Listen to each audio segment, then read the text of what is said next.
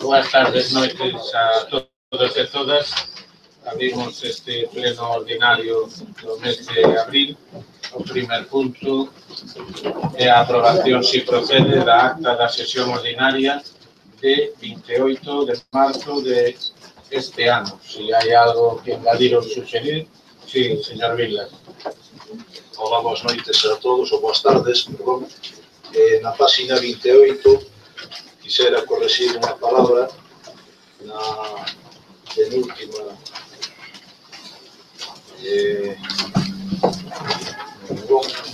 en vez de convivencia, o que dicen foi connivencia. Na 28. Sí, na 28. Correcto. Na 28 de 66. Muy ben, gracias, señor Vilas. Entonces, dámosla por aprobada por asentimento con a corrección correspondente. O segundo punto é a modificación da ordenanza reguladora do viveiro de empresas do Concello de Ribeira, que basicamente yo explico. Unha das, digamos, objetivos da Comisión Europea é precisamente que este tipo de infraestructuras puderan servir para tamén empresas de máis que levaran establecidos máis de 24 meses. Sin embargo, a non se nos advirteu no mes de abril por parte da Cámara de Comercio de Santiago que o que había firmado o Fondo FEDER ca Fundación Incide preveía un tempo máximo de estancia dun ano máis un ano de prórroga, é dicir, 2. Entón, a suxerencia vai no sentido de que, sendo FEDER os fondos que financiaron esa obra, a intención de, durante estes primeiros anos que se supervisa por Europa a obra, pois non ten problemas co que foi a subvención. O caso de poñer tal como tiñamos agora, pois non sabemos o que podría dar, porque volvo a repetir, a Fundación Incide e os FEDER aprobaron o que lle digo. Unha vez que nos puxeron en conocimiento isto, pois, bueno, pois ante a posibilidad hipotética de poñer en risco os fondos, que recordo que foron financiados nun 90%, me parece, aproximadamente, pois é polo que se prevé ou se suprime a posibilidade que estén empresas de máis de 2 anos. Se os grupos queren intervir, pois, se non pasamos directamente logo a... Sí, señor Chouza, ten a palabra. Hola, buenas noches a todos. No, yo simplemente en el artículo 3 de las modificaciones me gustaría, a ser posible, que en el apartado A empezaría poniendo prioritariamente empresas nuevas con su actividad en nivel de empresas. Prioritariamente, es decir, por si no hay sitio y hay otras empresas, pues que tengan prioridad las de nueva creación y que empiecen su labor en el nivel, si es posible. É que yo digo porque igual ao leer só o artigo 3 igual lle incide a confusión por unha razón, porque que na ordenanza se establece precisamente a puntuación para poder entrar, o tempo é unha delas, claro, quero decir que hai a viabilidade do proxecto, a creación de emprego. Bueno, se tuviéramos toda a ordenanza, que non sei se está aquí, pois yo podería ler, o digo porque pode desvirtuar a ordenanza, precisamente preveía a puntuación de cada empresa para poder entrar, si lle parece. No hay ningún problema, si es así. Así es, pero, bueno, si ya tuviéramos diante, sí, tiene ordenanza, entonces así, para maior tranquilidade de todos, cando se fala da selección, se fala precisamente de viabilidade técnica e económica da actividade, 5 puntos. Postos de traballo indefinidos xerados, 5 puntos. Carácter innovador, 3. Empresa nova, 5. Empresa recente, 3. Es decir, esa viña continua. Vale. Pues entonces entiendo que pasamos a votación de esa modificación. Votos a favor da modificación. Unanimidade, gracias a todos los presentes. Entonces, a siguiente é unha proposición do BNG en relación á elaboración do reglamento de agasallos e obsequios, así como a creación dun rexistro público dos mesmos, que está presentada por Xosé Antonio Vázquez Covas, a cal tamén hai unha emenda presentada polo Grupo Popular. Ten a palabra, señor Vázquez Covas. Gracias, señor alcalde. Bueno, pois efectivamente, a elaboración do regulamento de agasallos e obsequios, así como a creación dun rexistro público dos mesmos. Na exposición de motivos digo que os veciños e as veciñas do Concello de Ribeira que deben ter nos seus cargos públicos e nas administracións públicas un espello de responsabilidade, de austeridade e de honestidade.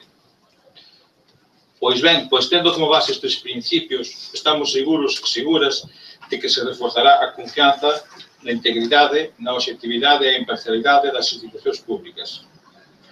Creemos nós que debe existir un maior control e transparencia sobre os agasallos que reciben os concelleiros e concelleiras do Goberno, así como as doacións e agasallos que recibe o Concello de Ribeira como tal.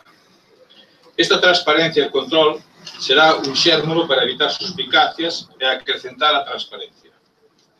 Ao mesmo tempo, xerará maior seguridade na custodia daqueles que, por as súas características, pasen a formar parte do patrimonio municipal de toda a veciñanza.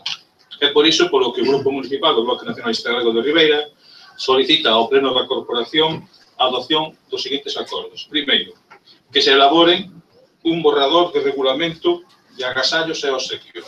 E segundo, que dito regulamento inclúa a creación dun rexistro público dos agasallos e obsequios, así como a xestión dos mesmos. Moitas gracias, señor alcalde. Gracias a vostede. Sí, señor Elor. Gracias, señor alcalde. Nada, yo desde luego que confío en la honestidad de todos los aquí presentes, que nunca dudé, pero que si con ese, bueno, con la relación que ustedes pretende crear, pues no se levantar suspicacias y les generará más tranquilidad a los ciudadanos, no veo yo que me ponga. Muchas gracias. Gracias a vostede, señor García Coso. Moitas gracias, señor alcalde, boas tardes a todos. Bueno, eu en realidade levo moitos anos neste concello e teño que dicir que creo que, salvo excepcións, ao mellor as pudo haber, non hubo ningún concelleiro, tanto da oposición como do goberno, que se distinguise por haber tido unha imaxe ou facer actividades que non foran as adecuadas ao posto que cumpría. Pero, como son da escrutino, que ademais de ser como a muller do César, tamén hai que aparentar, pois me parece ben que se elabore un borrador de regulamento, ou ben a emenda que ustedes presentan, que tamén me vai, e que iso, bueno, a creación do rexistro público de agasallos tendrá que explicar un pouco máis o concelleiro, porque que eu sepa, a mellor parte dos agasallos que teñen presencia física ou que se poden tocar están inventariados. Por tanto, non sei exactamente o que se refiere con rexistro público, porque os bens inventariables poden ser exixidos, vistos ou mirados por calquer cidadán de Ribeira. Ahora, o borrador, supoño que entraremos todos os concelleiros da corporación, os que gobernan e os que están na oposición, tanto a facelo como a cumprir o que se acorde en este reglamento. Nada máis. Gracias, señora García Coso. Sí, buenas noches otra vez. A ver, nosotros vamos a votar afirmativamente a esta moción, porque entendemos que todo lo que sea transparencia, pues por supuesto nos va a tener siempre al lado de las personas o de los grupos municipales que así presenten mociones de ese tipo. También quería recordar que tenemos pendientes, señor alcalde, que tenemos pendientes el Real Decreto de Transparencia del año pasado, del 2015, que entiendo que en alguna de las partes todavía no se ha cumplido. Entonces yo simplemente le pediría, por favor, que le daría una vuelta a ese tema y que finalizaría con el asunto. Nosotros vamos a plantear una moción el mes que viene, pero si usted va a verla, obviamente no presentaremos nada. Gracias. Gracias a usted, señor Vigna. Muchas gracias. Nos queríamos engadir que o regulamento incluya os regalos que se reciben, tamén un apartado dos regalos que se fan en nome do Concello a outras entidades ou persoas visibles. Gracias. Gracias, señor Vigna. Gracias, señor alcalde. Por a nosa parte, señor Covas, presentamos unha emenda estando de acordo en dotar pues de maior transparencia e de disipar calquer tipo de dúbida que poidan ter os cidadáns sobre tanto a actuación dos cargos electos como de calquer traballador municipal, pues propoñemos a elaboración e un código ético de cargos electos e de traballadores que prestan servicio no Concello de Ribeira, así como tamén dar conta ao Pleno da Corporación da relación de donacións, agasallos e obsequios que reciba o Concello da ubicación dos mesmos cando se refiran a elementos artísticos ou susceptibles de ser inventariados. Sabemos, como decía a señora García Pose, que efectivamente, sí se incorpora un inventario municipal, pero, bueno, sería convinte que se dera tamén conta neste pleno, aparte de que se publique na página web municipal. E dicirles tamén, por outra parte, que a través da Lei 19/2013, a Lei de Transparencia e Acceso á Información Pública do Goberno, que tamén é aplicable ás entidades locais, nesa lei di que os altos cargos e os membros da Xunta de Goberno local que non aceptarán para si regalos que superen os usos habituais sociais ou de cortesía, nin favores ou servicios en condicións ventaxosas que poidan condicionar o desenvolvemento das súas funcións. No caso de obsequios dunha maior relevancia institucional, procederase a súa incorporación ao patrimonio da administración pública correspondente. No mesmo sentido, tamén se pronuncia o artigo 54.6 do texto refundido da Lei do Estatuto Básico do Empregado Público, aprobado polo Real Decreto Legislativo 5/2015 do 30 de outubro, cando impón que se rechazará calquera agasallo, favor ou servicio en condicións ventaxosas que vaya máis aló dos usos habituais, sociais e de cortesía e sen perxuízo do establecido no Código Penal. Por lo tanto, nós estando de acordo con dar, si cabe, maior transparencia, si propoñemos traballar nesa elaboración dese código ético, na elaboración dese regulamento, que marque, digamos que unhas cantidades como tope, que podríamos estar falando de 50 euros ou incluso menos si queren, así como establecer todos aqueles trámites a seguir en caso de que por parte de algún concelleiro que non ten por que ser do goberno, pode ser tamén concelleiro de calquer grupo que forme parte desta corporación, que se dé conta e que efectivamente, si supera ese valor que consideremos que se establezca nese regulamento, se paga entrega á institución que neste caso sería o Concello de Ribeira, e que cando se trate de algún tipo de obxetos que podamos estar falando de obxetos ou que sean perecedoiros, que teñan unha caducidade, que poidan ser, o mellor, non sei, calquera cuestión vinculada con alimentos, efectivamente tamén xestionar en ese caso esos agasallos a través de entidades benéficas ou a través de servicios sociais. Esperando contar que co apoio e a aceptación desta emenda non é nada de gracias. Gracias, señor. Gracias, señor alcalde. Bueno, señora Herminia, básicamente estamos de acordo. Pasa que, claro, nós, por exemplo, os grupos políticos, no meu caso, por exemplo, xa todos firmamos un código ético antes de ser concelleiros. Isto é como na mili, o valor se lle supomos que estamos nas organizacións políticas e de que facemos parte das institucións. Verdad? Este, quizás, eu o que pido é un regulamento que nos afecta máis a nivel institucional, incluso máis a nivel administrativo. Claro, a señora Rosa me dicía que explicar un pouco, bueno, pois sí, o ámbito de aplicación deste regulamento, penso que sería os concelleiros, non solamente os concelleiros do goberno, son os concelleiros, o alcalde, o persoal eventual, os funcionarios que están directamente implicados en moitas cousas. Quizá a diferencia entre o que propón a señora Herminia na súa emenda e o que digo eu se refire basicamente á transparencia, porque eu o que digo é un rexistro informatizado, un rexistro de libre acceso que estea na página web, claro, efectivamente, cas limitacións que marca a Lei de Protección de Datos, que, claro, aí estaría, pois, o carácter do regalo, o remitente, a data, o motivo, a descripción, incluso podía ter unha foto, por exemplo, depende, non? O lugar no que está depositado, se é un ben, como dicía ela, que se pode donar, pois, a entidade a que se donou, dese do caso, estarían tamén os regalos institucionais que se dan en función do cargo, o alcalde, por exemplo, estarían tamén, como ben dixo ela, os regalos incidentais, que é dicir, que son regalos que son un millón inferiores a 50 euros, por exemplo, como ela dicía, e que, sendo esa cantidad, pois que tranquilamente os pode disfrutar o concelleiro sin ningún problema, pero cando pasen esa cantidade, pois xa sería diferente, non?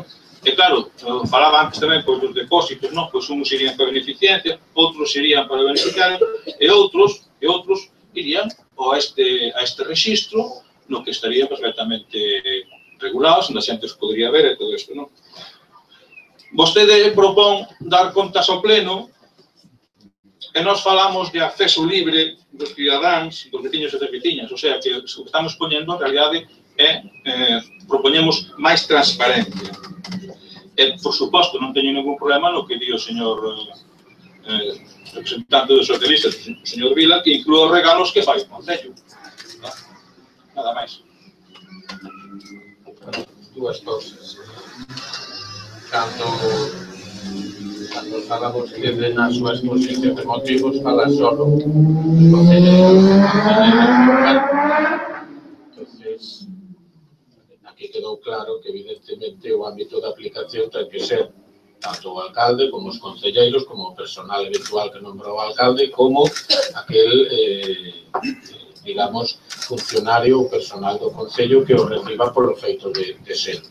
Nós non temos inconveniente, non creo que haya diferenciación no que propón a señora Pouso, posto que o pleno todo o que ven tamén está na web municipal e todo o que ven aquí, pois é máis, eu teño aquí diante un reglamento tipo que hai en outros moitos concellos nos que efectivamente se distingue o que é o regalo institucional, é dicir, aquel que calquer regalo, ventaxe ou recompensa que reciban os concellais ou alcalde de calquer medio público ou privado alleo ao concello en función do seu cargo. Eso se entenderase como regalos institucionales e son propiedade do concello.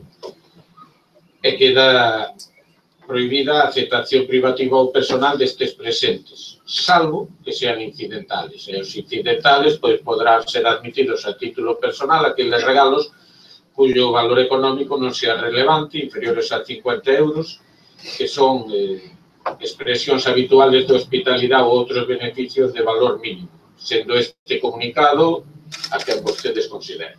E o único que non me gustaría desta moción é que se poda transmitir á ciudadanía de que é un feito habitual recibir algún tipo de regalo. Primeiro, porque é moi ocasional. Segundo, porque todos os que son regalos do Concello, é dicir, basicamente son as obras que se nos deixan nas exposicións e basicamente é o Premio Atlante, están todos inventariados.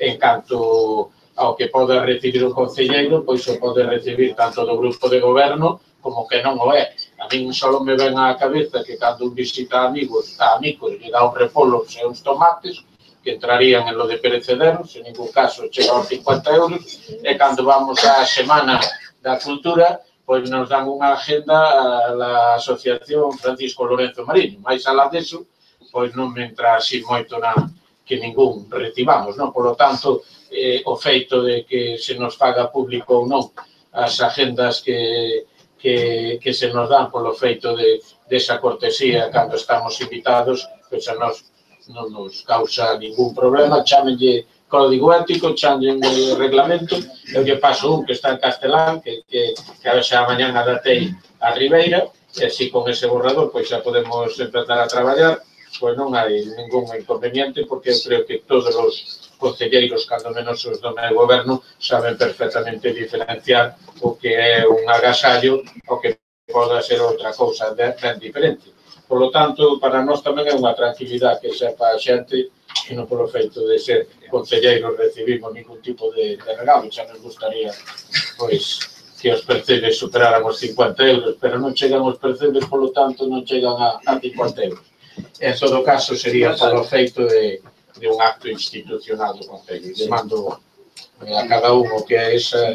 Entón, como queda, señor alcalde? Porque, home, se xa vai o registro está na página web, que se dé conta ao pleno case é unha engádega, pero xa se pode poñer, porque estamos falando de un borrador, que se faga un borrador. O que hai que facer é o reglamento. Claro. O borrador, pois eu fago un borrador e nunca chegará a ser reglamento. Bueno, pero é a moción, pero bueno, que sea un reglamento. Señor alcalde, pero é que participemos todos e puntos. Mire, señor alcalde, é que na emenda, a ver, quen dos dous?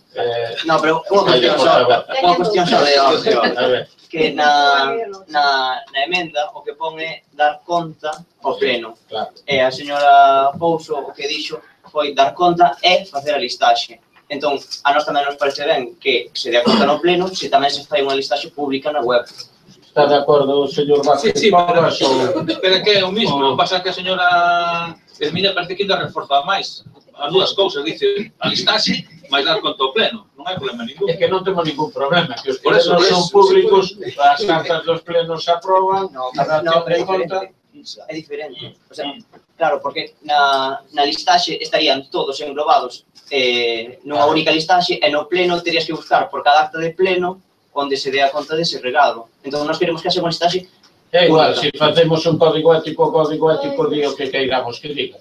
É dicir, en estes momentos estaría vacío o código ético porque aquí nin recibe regalos e o que si ten que quedar claro é o límite do que é un regalo institucional ao que pode ser un regalo particular, entendido como regalo cando un vai a esos actos que nos invitan polo feito de ser pois concelleiros, o señor cura nos invita despois de o que sea a uns pinchos, pois xa sabemos que non pode superar o que comamos os 50 euros. Vale, claro. Entonces, como eu creo que así nos entendemos todos o que queremos decir. Vale, entonces non hai inconveniente en aprobar a súa, o que vamos a facer é o reglamento, e punto. En función ao que diga o reglamento, pois xa dirá o que teña que decir. Vale, moi ben, pues moitas gracias, Señor Carlos. Sí, no, perdón, es que yo decía incluir esto en la propuesta de galega y aprobar las dos. É que, en teoría, o primeiro que tiñamos que votar era a nosa emenda, que tampouco digo eu que podían votar en contra deso. Entonces, despois quedaba en entredito tamén a proposición do señor Vázquez Cobas. Así que eu diría que co primer punto do señor Vázquez Cobas chegaría que se elabore un reglamento de agasallos e obsequios, e punto. Pero o reglamento é o que vai a dicir que a maioría, o que eu vou a pasar, xa contén ese registro. Sí, sin problema. Se o resto dos grupos non teñen inconvenientes, facemos un reglamento como teñen outros moitos conceptos. Entón, se lle pode pasar xa a cada un dos grupos, digo eu como punto de partida que pode valer este como calquera outro. Pero aí distingue o que é institucional do que pode ser personal. O seguinte punto, entonces, sí, por unanimidade dos presentes, o primer punto que é a elaboración dun reglamento. E dito eso, pasamos ao punto cuarto, que é do señor García Pérez, sobre medidas para avanzar na laicidade do Estado no ámbito municipal. Sabe que ten un tempo limitado, digo porque isto é tan largo que non sei se xa empeza polo final ou... Ten a palabra, señor García. Gracias, señor alcalde. Ante todo, boas noites a todos, concelleiras e concelleiros e aos poucos ciudadanos que hoxe están connosco aquí. Vamos a ver, como esta moción é un pouquiño longa, eu vou a tratar de resumir. Para nós é importante isto da laicidade porque é unha cuestión de convivencia. Vou a empezar a ler algo. A laicidade é un sinal de identidade que é consubstancial á soberanía do poder civil, a liberdade individual e a democracia. Reivindicacións históricas como a liberdade de conciencia e de cultos, a secularización dos cementerios, matrimonio civil, o divorcio, a liberdade de investigación, a educación laica e a non imposición da religión no ensino ou coeducación son conquistas dunha sociedade democrática e secularizada que hoxe son patrimonio compartido pola inmensa maioría da cidadanía. Na última década, a igualdade de xénero, a regulación do aborto, o matrimonio de persoas do mesmo sexo ou a investigación biótica e educación para a cidadanía toparon con fortes resistencias ante as que reafirmamos a liberdade de conciencia dos cidadáns e a soberanía do poder civil fronte a imposicións religiosas. As condicións de conciencia religiosas, agnósticas ou ateas son asunto privado de cada persoa, da súa liberdade individual. Cada persoa é titular do dereito da liberdade ideolóxica ou religiosa, pero o exercicio da liberdade de conciencia religiosa ten unha trascendencia pública inevitable. O feito religioso contén dimisións públicas sociais, culturais e políticas. Por iso, exixe unha política con opcións e propostas consecuentes, proporcionando garantías e regulando o seu exercicio de maneira constitucionalmente adecuada. A continuación, con independencia do curso que poida ter no seu día e no seu caso a reforma constitucional, o Estado non pode discriminar aos seus cidadáns por motivos religiosos. E a cooperación coas confesións debe facerse de tal modo que salvagarde a laicidade do Estado, a liberdade, a igualdade de todos os grupos religiosos e dos non crentes. A xestión pública da diversidade religiosa por parte dos concellos e comunidades autónomas é un poderoso instrumento para garantir en condicións de igualdade o exercicio da liberdade de conciencia religiosa e de culto.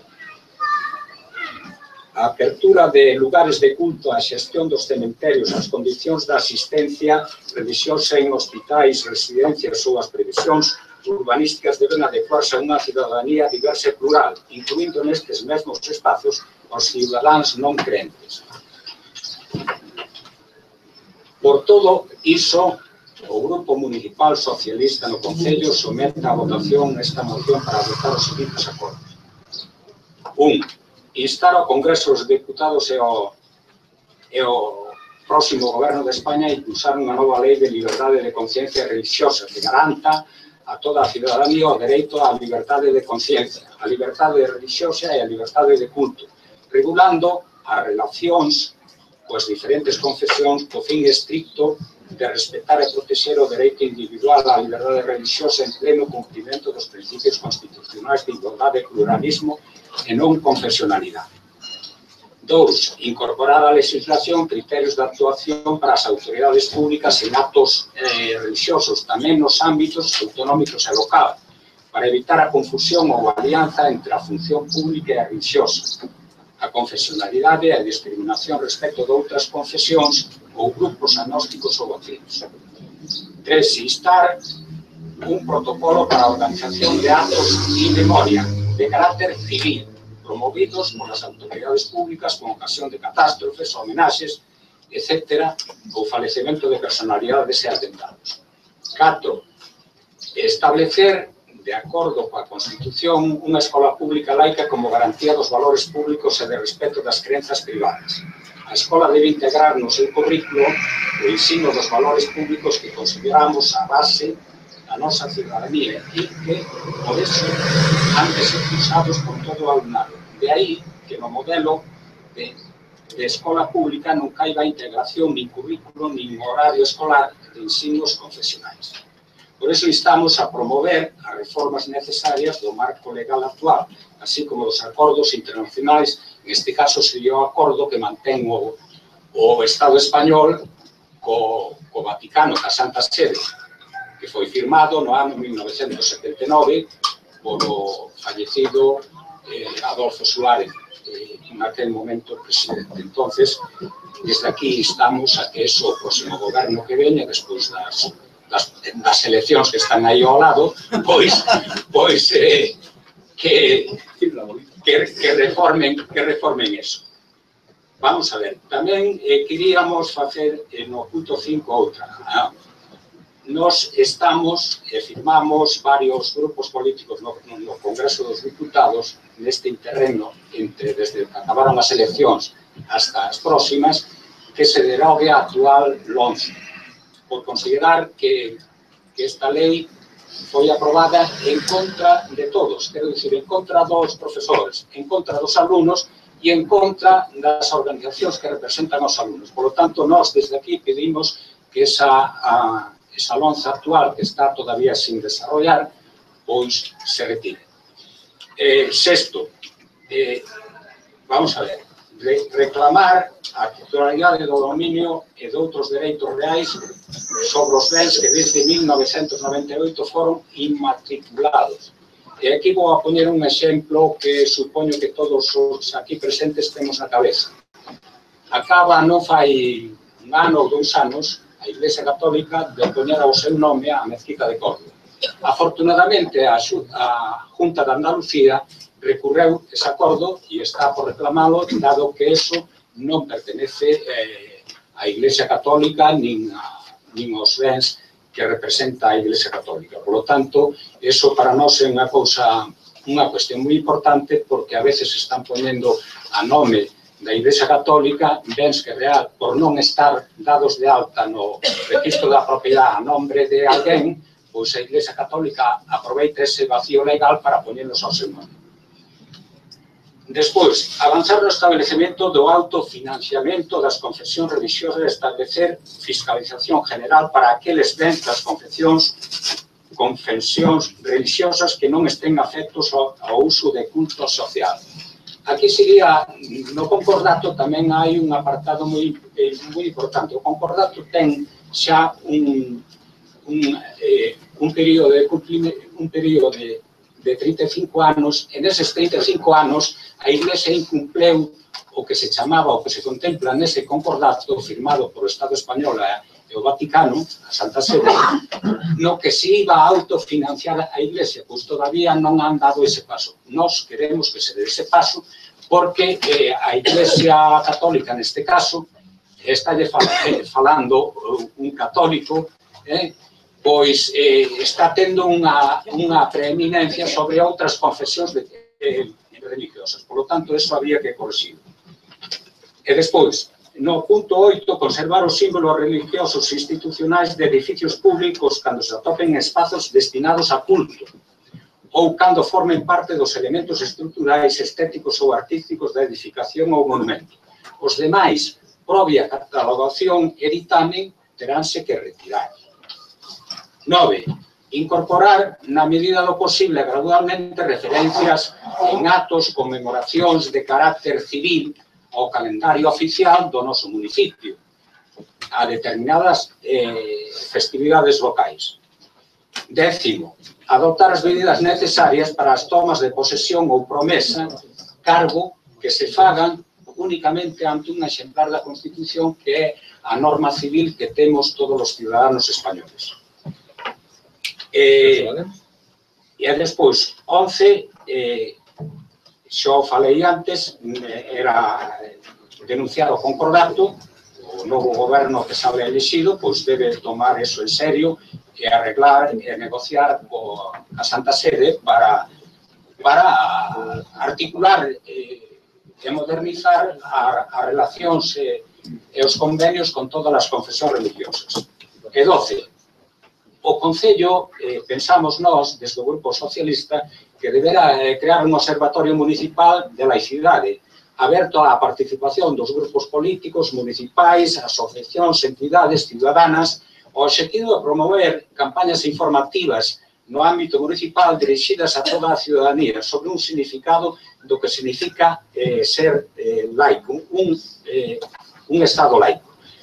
A Declaración Universal dos Dereitos Humanos, a tolerancia, a liberdade de pensamento e de conciencia e, por tanto, a liberdade religiosa. Sobrou o principio constitucional. Ninguna confesión debe ter carácter estatal. Por tanto, todas as confesións religiosas deben estar en pé de igualdade ante o Estado, que nos representa a todos os ciudadanos. Mais nada, moitas gracias. Gracias, señor García. Grupos que desexen intervir, señor García Forte. Moitas gracias. Bueno, a miña intervención vai empezar un poquinho de forma irónica, tendo respeto que lle teño a Manolo, hai moitos anos que o conozco, e dicir que se me presentan dúas cousas. Primeiro, xa tendes claro que vai a perder as eleccións cando decides instar ao próximo goberno. Por tanto, eu creo que tendes que facer un programa máis adecuado para non ter que estar yo no goberno. Creo que interpretaste mal. Segundo, o que me queda claro é que, e digo cantidad de veces, é que o Congreso de Diputados non ten, en realidad, existencia. O sea, o mellor é que desaparezcan os diputados e os senadores. E gobernamos os concellos de moito máis democrático, porque se realmente temos que decirle nós a esa xente que nos trae un programa e nos ven a pedir que os votemos logo que teñen que facer, pois me parece tremendo.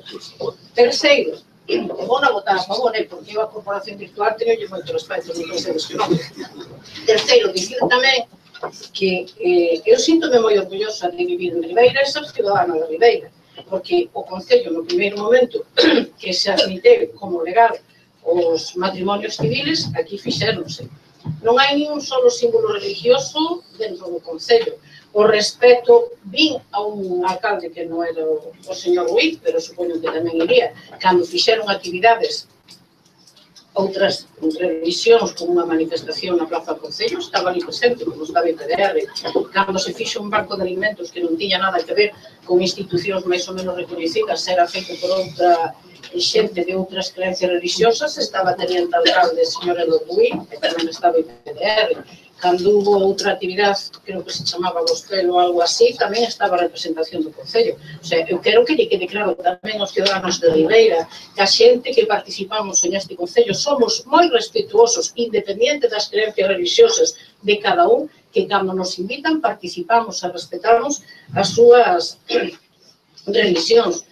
Respecto a todo isto que vos propoñedes, eu creo que queda clarísimo que dicir que o Congreso de Diputados e o próximo goberno ten que cumprir o que di a Constitución mentre non se cambia, o demais sobraba. Despois, decimos outra cosa, que vou aproveitar, xa que falades dos diputados. O que dicides aquí me parece moi ben, pero quero vos recordar que o último goberno socialista puso obligatoria asignatura de revisión en bachillerato. Todavía non recuperei a vergonza. Segundo, non, digo con toda sinceridade, o sea, que non se pode vir aquí dicindo eso, que estou de acordo, que a Constitución di moi claro como ten que ser este país, este Estado, estou totalmente de acordo que a Iglesia se ten que financiar por ela mesma, e cada un, eu son das que estou pedindo que se poña a casilla para a investigación do cáncer, porque me parece máis importante que financiar ou subvencionar a Iglesia, pero tamén quero que os compañeiros do PSOE, que eu respeto, teñan en conta que é o partido e teñen que tirar das orellas, porque no goberno bipartito, Bloque e PSOE, fixeron fijos, e ademais por medio da Xunta, non por medio da Iglesia Católica, a enseñanza de religión nos colexios públicos. Non sei moi ben como se encadra, pero está aí, e conozco xente que aprobou as oposicións, ou lle fixeron o contrato fixo, están dando religión, pero por unha norma que quitou, ou un decreto, unha lei, ou que fora, o goberno bipartito. Asumamos as responsabilidades.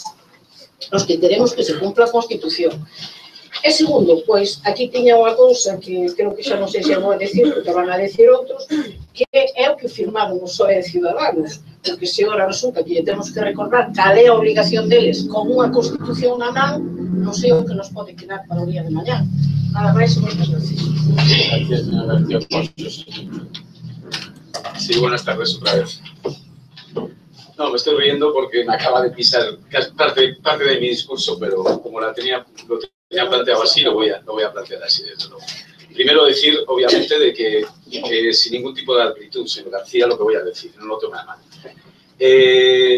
Por supuesto, Ciudadanos es un partido laico, con lo cual prácticamente todo lo que se dice en esta moción, primero lo contempla ya el artículo 16 de la Constitución Española, como bien dice la portavoz en la enmienda que van a proponer el Partido Popular, con lo cual prácticamente mucho de todo lo que hay aquí ya no ha lugar, porque ya lo tenemos y se está cumpliendo. Pero de todas maneras quería aprovechar ya esto, y esto que voy a decir ya va a servir también para la siguiente moción presentada también por el Partido Socialista. Y nosotros entendemos desde el Grupo Municipal que no entendemos la existencia de algunos grupos municipales en traer a este pleno mociones que no están en nuestras manos solucionar. Soluciones que todos los grupos políticos estamos tratando donde hay que tratarlos, en el Parlamento Nacional y en los parlamentos autonómicos. En nuestra opinión, nuestro cometido es solucionar los problemas de los vecinos de Ribeira que podemos solucionar. Nos han votado para ello y en ello dedicaremos nuestro esfuerzo. Dejémonos de hacer política de cara a la galería. Tenemos mucho que cambiar y dediquémonos a ello. Los vecinos de Ribeira seguro que lo agradecerán. Muchas gracias. Gracias, señor Sousa, señor Paco. Bueno, eu para discrepar un pouco tanto de usted, señora Posi. Primeiro, boas noites a todos e a todas, e quería dicir ante todo que este cravo vermello que temos aquí é hoxe o 25 de abril para conmemorar a Revolución Portuguesa dos cravos. E o grande Leo Villamorena cantarémoslo ao rematar.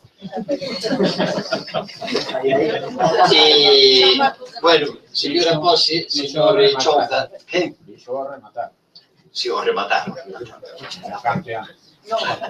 E vou a discrepar un pouco do seu discurso, tanto do seu discurso, e aclarar un pouco o que explicou, o que quiso dicir con tantas puntos e que se podían resumir en menos o señor García. Primeiro, un pouco de historia. as relacións entre o poder político e religioso veñen de finais da Idade Antiga. Saben vostedes que isto instaurouse na época de Teodosio, cando, e non se asusten que a cousa ten que ver, na época de Teodosio, cando Teodosio proclamou como religión única e oficial o cristianismo. Ben, en contra de moitos próceres romanos que dicían que, bueno, que podían ser cristianos, pero a ver que respetar os outros. Aí non hubo nada, e entonces Teodosio comportouse como se comportou antes outros emperadores, claro, como outros emperadores que quixeran eliminar o cristianismo. Sempre hai unha guerra, Ben, a partir de aquí, uns teorizadores como Agustín de Hipona, que a Iglesia quiso elevar a santo Agustín de Hipona, nun libro que se chama De Civitate Dei, teorizou sobre o poder que era antes, o poder político ou o poder civil. É claro diso, aquí por encima está o poder, digo o poder político, o poder religioso e o poder civil. Diso, aquí está por encima o poder religioso, porque claro, a divinidade é moito máis que eso. Entón, isto correu tinteiros de tinta sobre isto, e Tertuliano e outros controversistas discutironlle isto.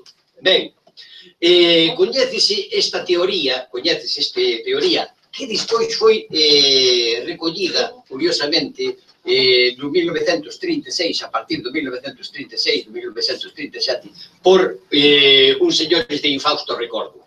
Ben, coñécese como César o papismo, porque César era papa e máis era César. Aí estaba.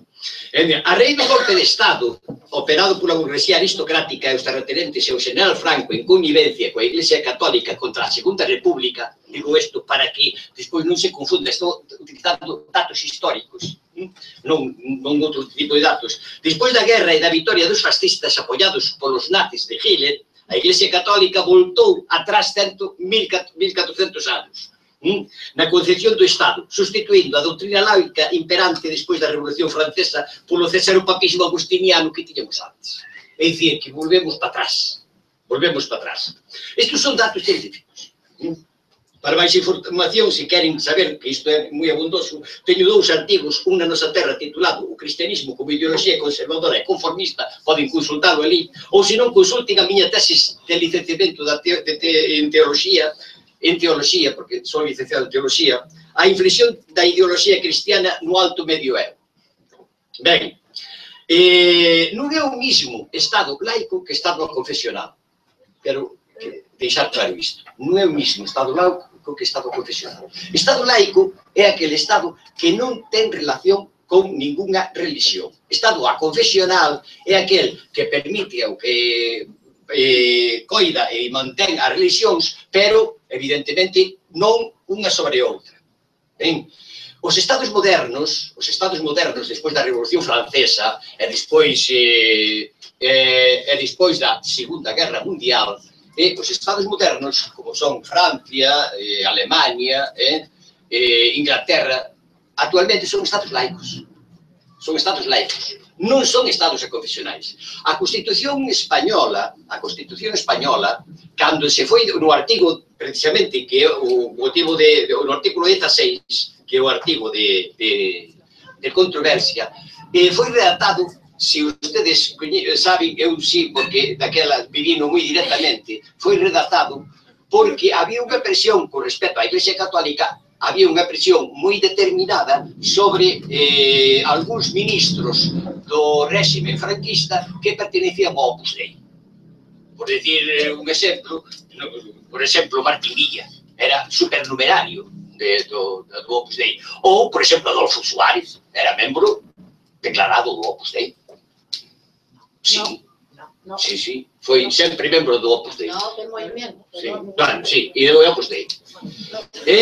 E non esquezamos a todos os Lópezes. López de Rodó, todos os Lópezes eran membros do Opus Dei. Ben, introduciron este elemento dentro da Constitución, e o PSOE, nese momento, por non diríamos, por non quedar mal, porque, claro, ainda tiña poder a Iglesia Católica, sobre todo con algúns bispos, como era o bispo Tarancón, por non quedar mal, tuvo que achantar.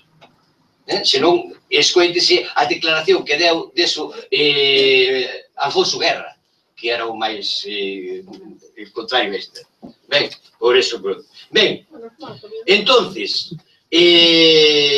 nós estamos en contra precisamente destas cousas. Nós o que queremos é un Estado laico, con todas as consecuencias. E estamos tamén en contra das inmatriculacións. É dicir, todos os templos e todas as cousas foron construídos non con cartos da Iglesia, senón con cartos do povo común e moitas veces co esforzo e co traballo do povo común.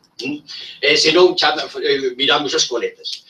Hai outros patrimonios da humanidade que deben ser conservados tamén, pero son todos estes deben ser por parte do Estado, quen é o que pode votar. Porque, no fondo, cando a Iglesia ten problemas, hai que o señor pide a papá Estado, é dicir, que lle subvencione os cartos. Pero, en cambio, cando a Iglesia ten cartos ou tal, non se dedica a amañar as cousas que tiña que amañar. Entonces, polo menos que as deixe.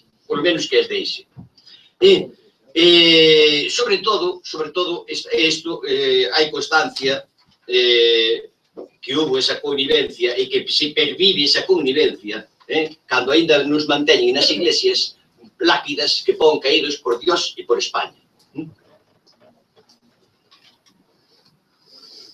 Non esquezamos tampouco que ainda hai pouco se inaugurou aquí un pabellón de deportes e foi o señor cura a bendecilo.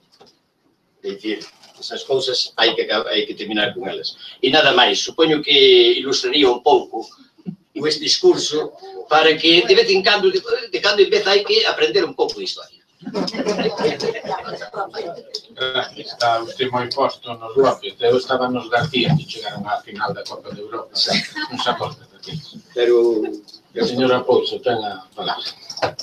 Gracias, señor alcalde. Ben, agradecéndolle ao señor Parada esa ilustrativa charla que nos acaba de dar de historia, cando facía referencia a esa alianza entre o sector religioso e o poder en aquel momento.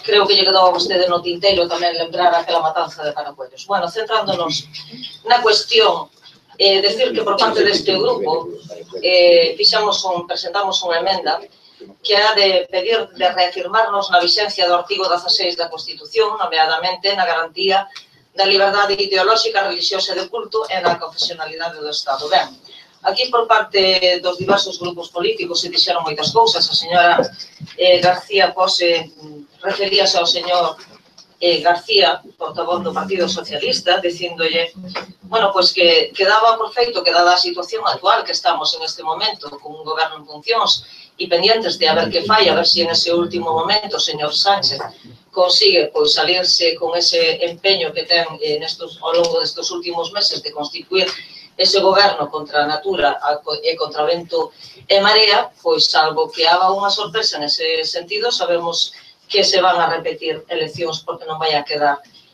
outra maneira de buscar solución ao problema que ten o país. Por lo tanto, eu creo que en este momento, estando con un goberno en funcións, non procede para nada plantear estas cuestións, e menos nun pleno municipal, pero ben, admitindo que calquera grupo pode ter liberdade para presentar as iniciativas que queira, decirlle, señor García, que eu creo que o menos relevante é que vostedes en este momento poidan sacar adiante isto neste salón de plenos. O relevante é que todos estes puntos que vostede relata nesta moción que se presenta, leváronos vostedes no seu programa electoral, e o programa electoral, señor García, sí que foi sometido a examen e os ciudadanos deronlle a peor nota ao Partido Socialista despois de toda a súa traxectoria na historia máis recente deste país. Pero, ademais, eu creo que está vostede facendo unha emenda total ao seu propio grupo, porque non debemos olvidarnos que durante 6 legislaturas en España gobernou o Partido Socialista e gobernou con maiorías suficientes para acometer as reformas legislativas. Pero vostedes son dos que predican unha cousa e despois, cando teñen responsabilidades do goberno, non sei por que razóns, resulta que fan a contraria.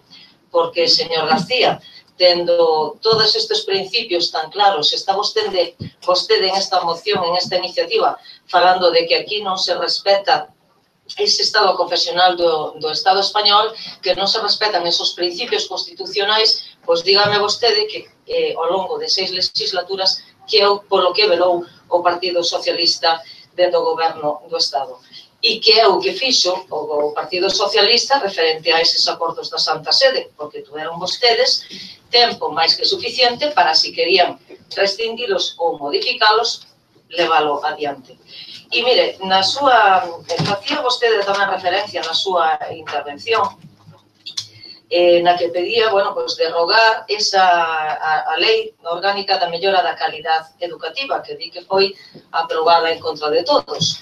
Fala vostede de que foi aprobada en contra de profesores, de alumnos, de pais. É unha lei que foi aprobada no Congreso dos Diputados, señor García, sabemos que non contou co beneplácito do seu grupo, pero, dende logo, o que sí estaba claro é que a problemática que tiñamos en educación neste país e o enorme fracaso escolar que tiñamos no sistema educativo, había que buscarlle unha solución. E cara a eso está enfocada precisamente a nova lei que se elaborou de educación, que pode ter cousas que non nos convenzan a todos ou que pode ter cuestións que sean mellorables, completamente de acordo. Pero mire, cando hai responsabilidades de goberno e cando outro grupo está na oposición, tamén debe de asumir as propias responsabilidades e digamos que debe de facer as aportacións en positivo e non empecinarse en que se as cousas van mal ou se hai un fracaso educativo alto, persistir no erro e continuar as mesmas políticas que ao longo de anos foron dando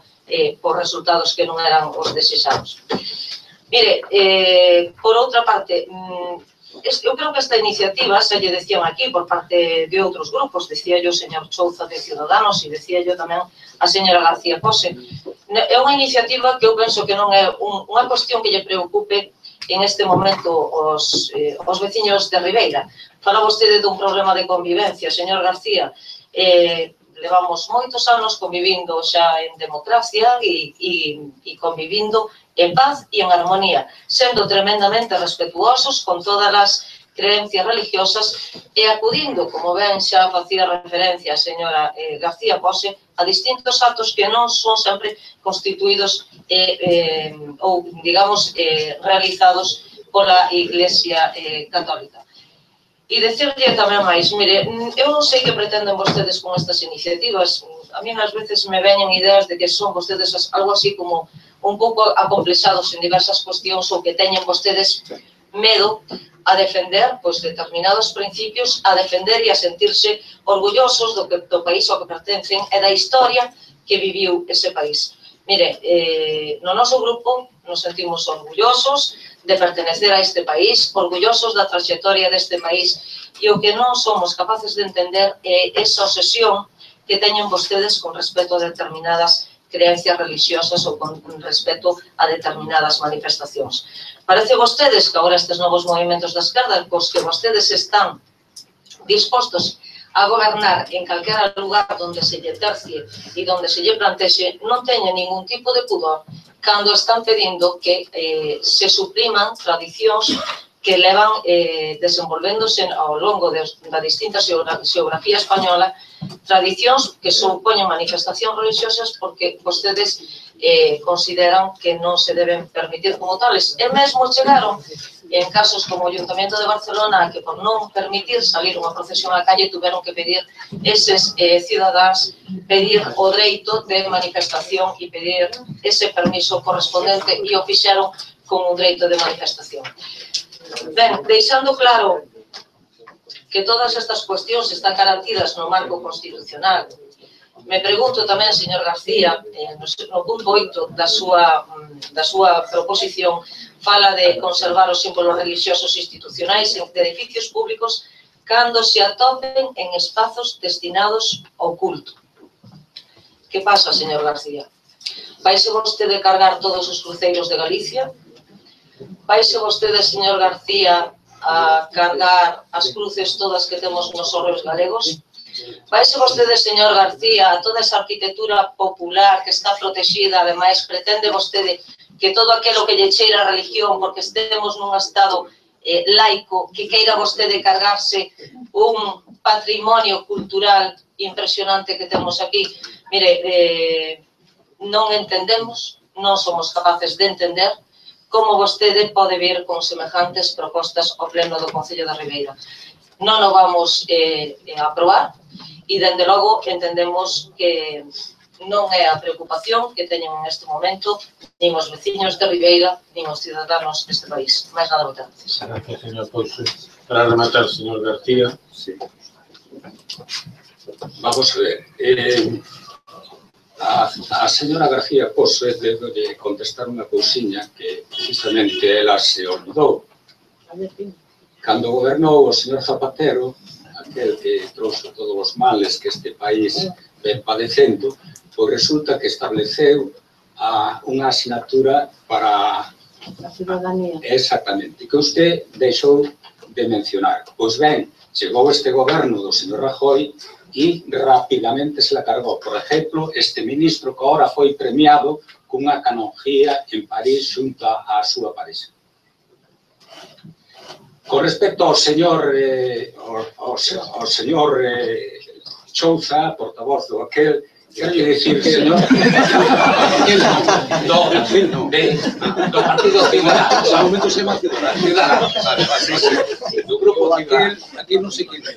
Do Grupo Ciudadano. Quero dicir que estas cousas non é o mismo que nunha Constitución se diga que o Estado é confesional, a confesional que sea laico.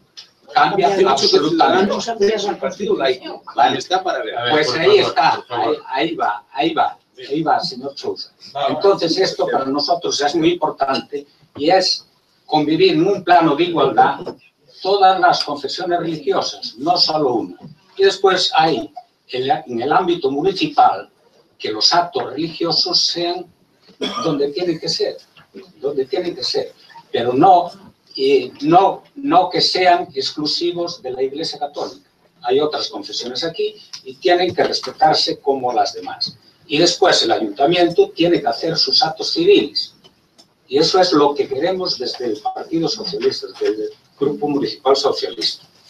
En cuanto al señor Antón, que nos dio una clase de historia aquí, que de cuando en cuando no está nada mal, recordar algunas cosas, decirle que estoy de acuerdo con el sentido de su intervención, dado que pone en la actualidad los problemas que viene padeciendo la sociedad española, que está dominada por una confesión religiosa, que no olvidemos, esta confesión religiosa llevó bajo palio al dictador que tuvimos durante 40 años.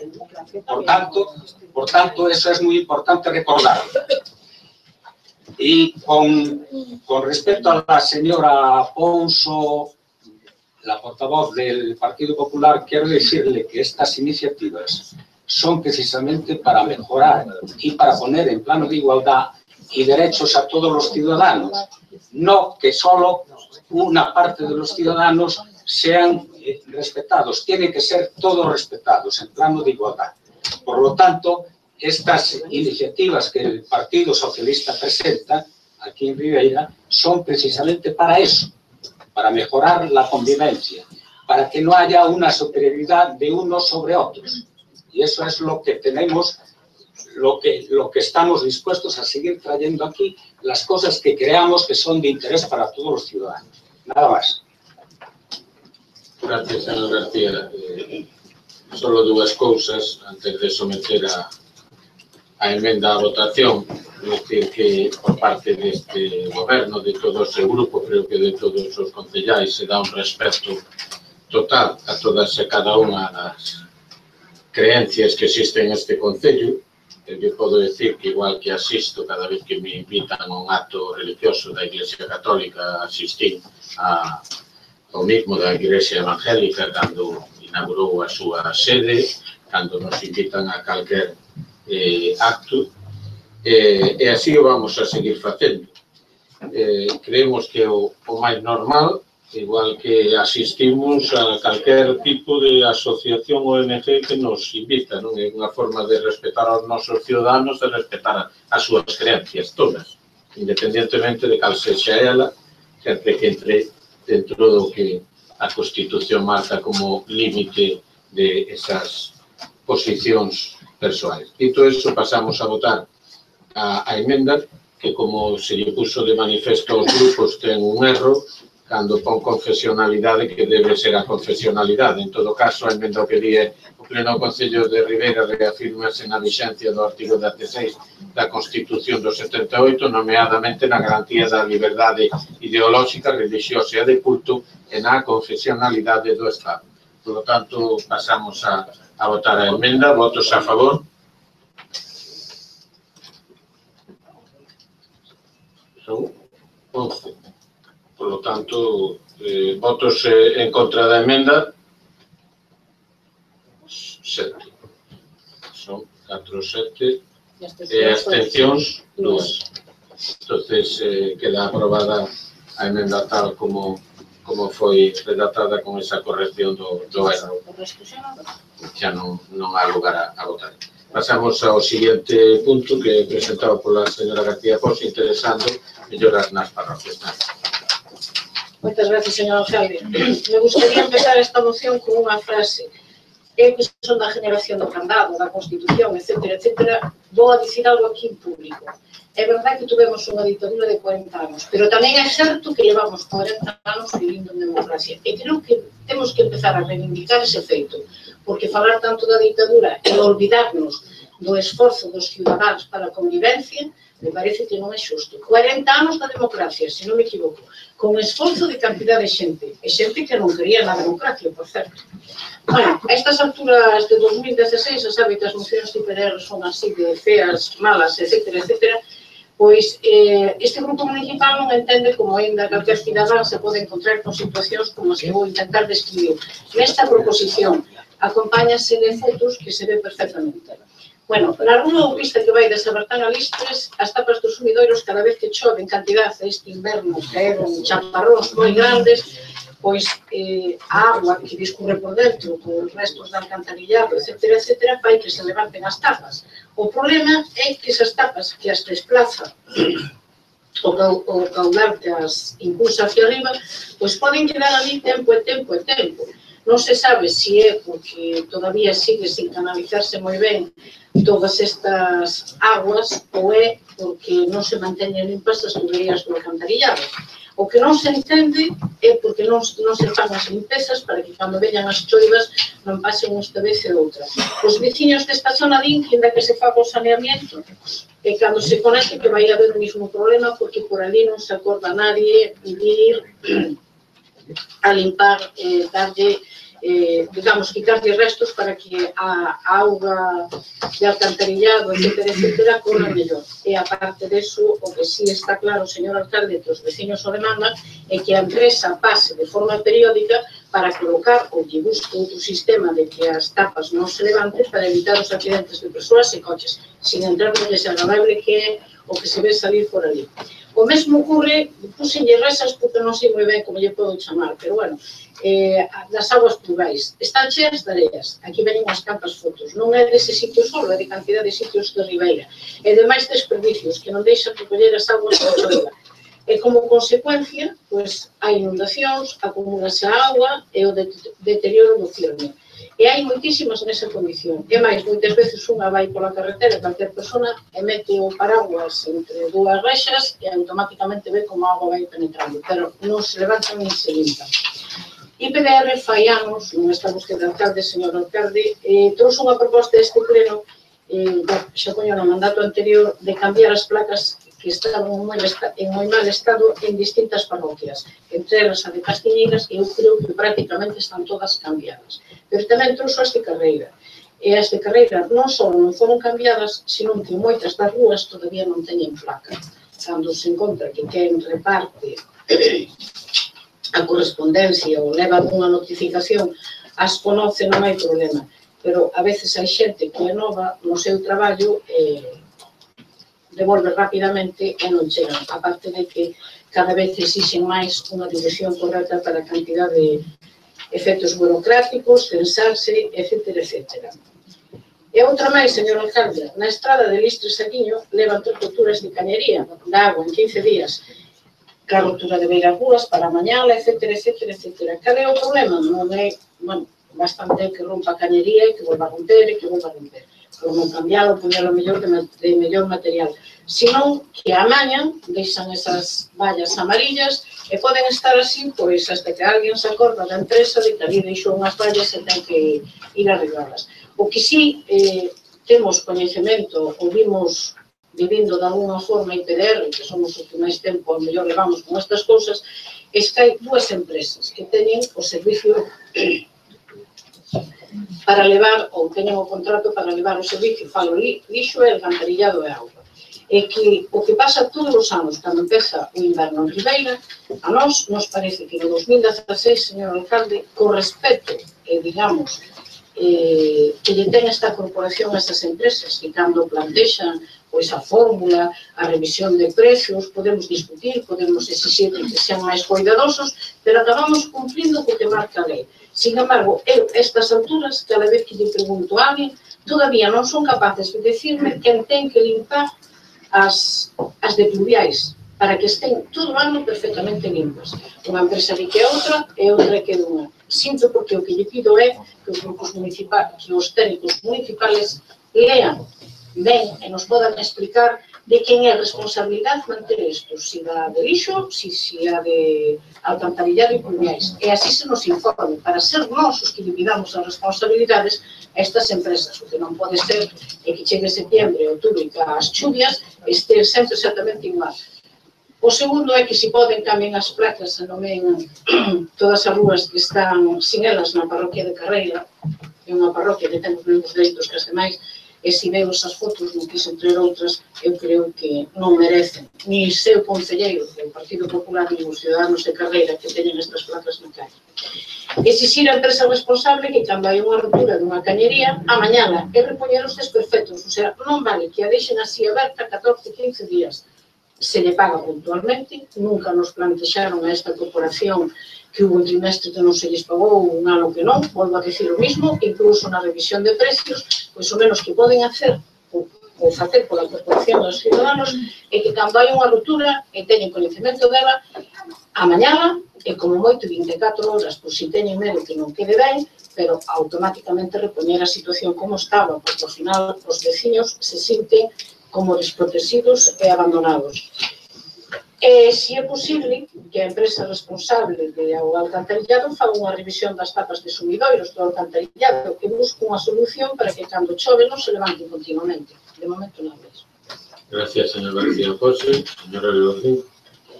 Nada, decirle que a la señora García José que tiene toda la razón, pero que no sabe lo dificilísimo que es, porque ya me pasó cuando estaba yo de concejala de obras, conseguir que esas 2 empresas sean capaces de aclarar cuál es competencia de cuál. Yo lo viví y no fui capaz de aclarar nada, pero de todas formas voy a apoyar. Gracias, señor Chouza. Sí, nada más decir que vamos a votar a favor. Gracias, señor Vilas. Muchas gracias. Bueno, nos queremos comentar que estamos totalmente de acordo e que, bueno, que redundando que por parte do Servicio de Obras Municipal se faga unha revisión destes contratos e se exixa a responsabilidade a estas empresas concesionarias. E, bueno, que o Concello faga o mantenimiento para repoñer tamén esas placas que están dañadas. Gracias. Gracias, señor Vilas. Señor Corres. Gracias, señor alcalde. Bueno, pois nós tamén estamos de acordo con esta proposición, ímolo a votar a favor.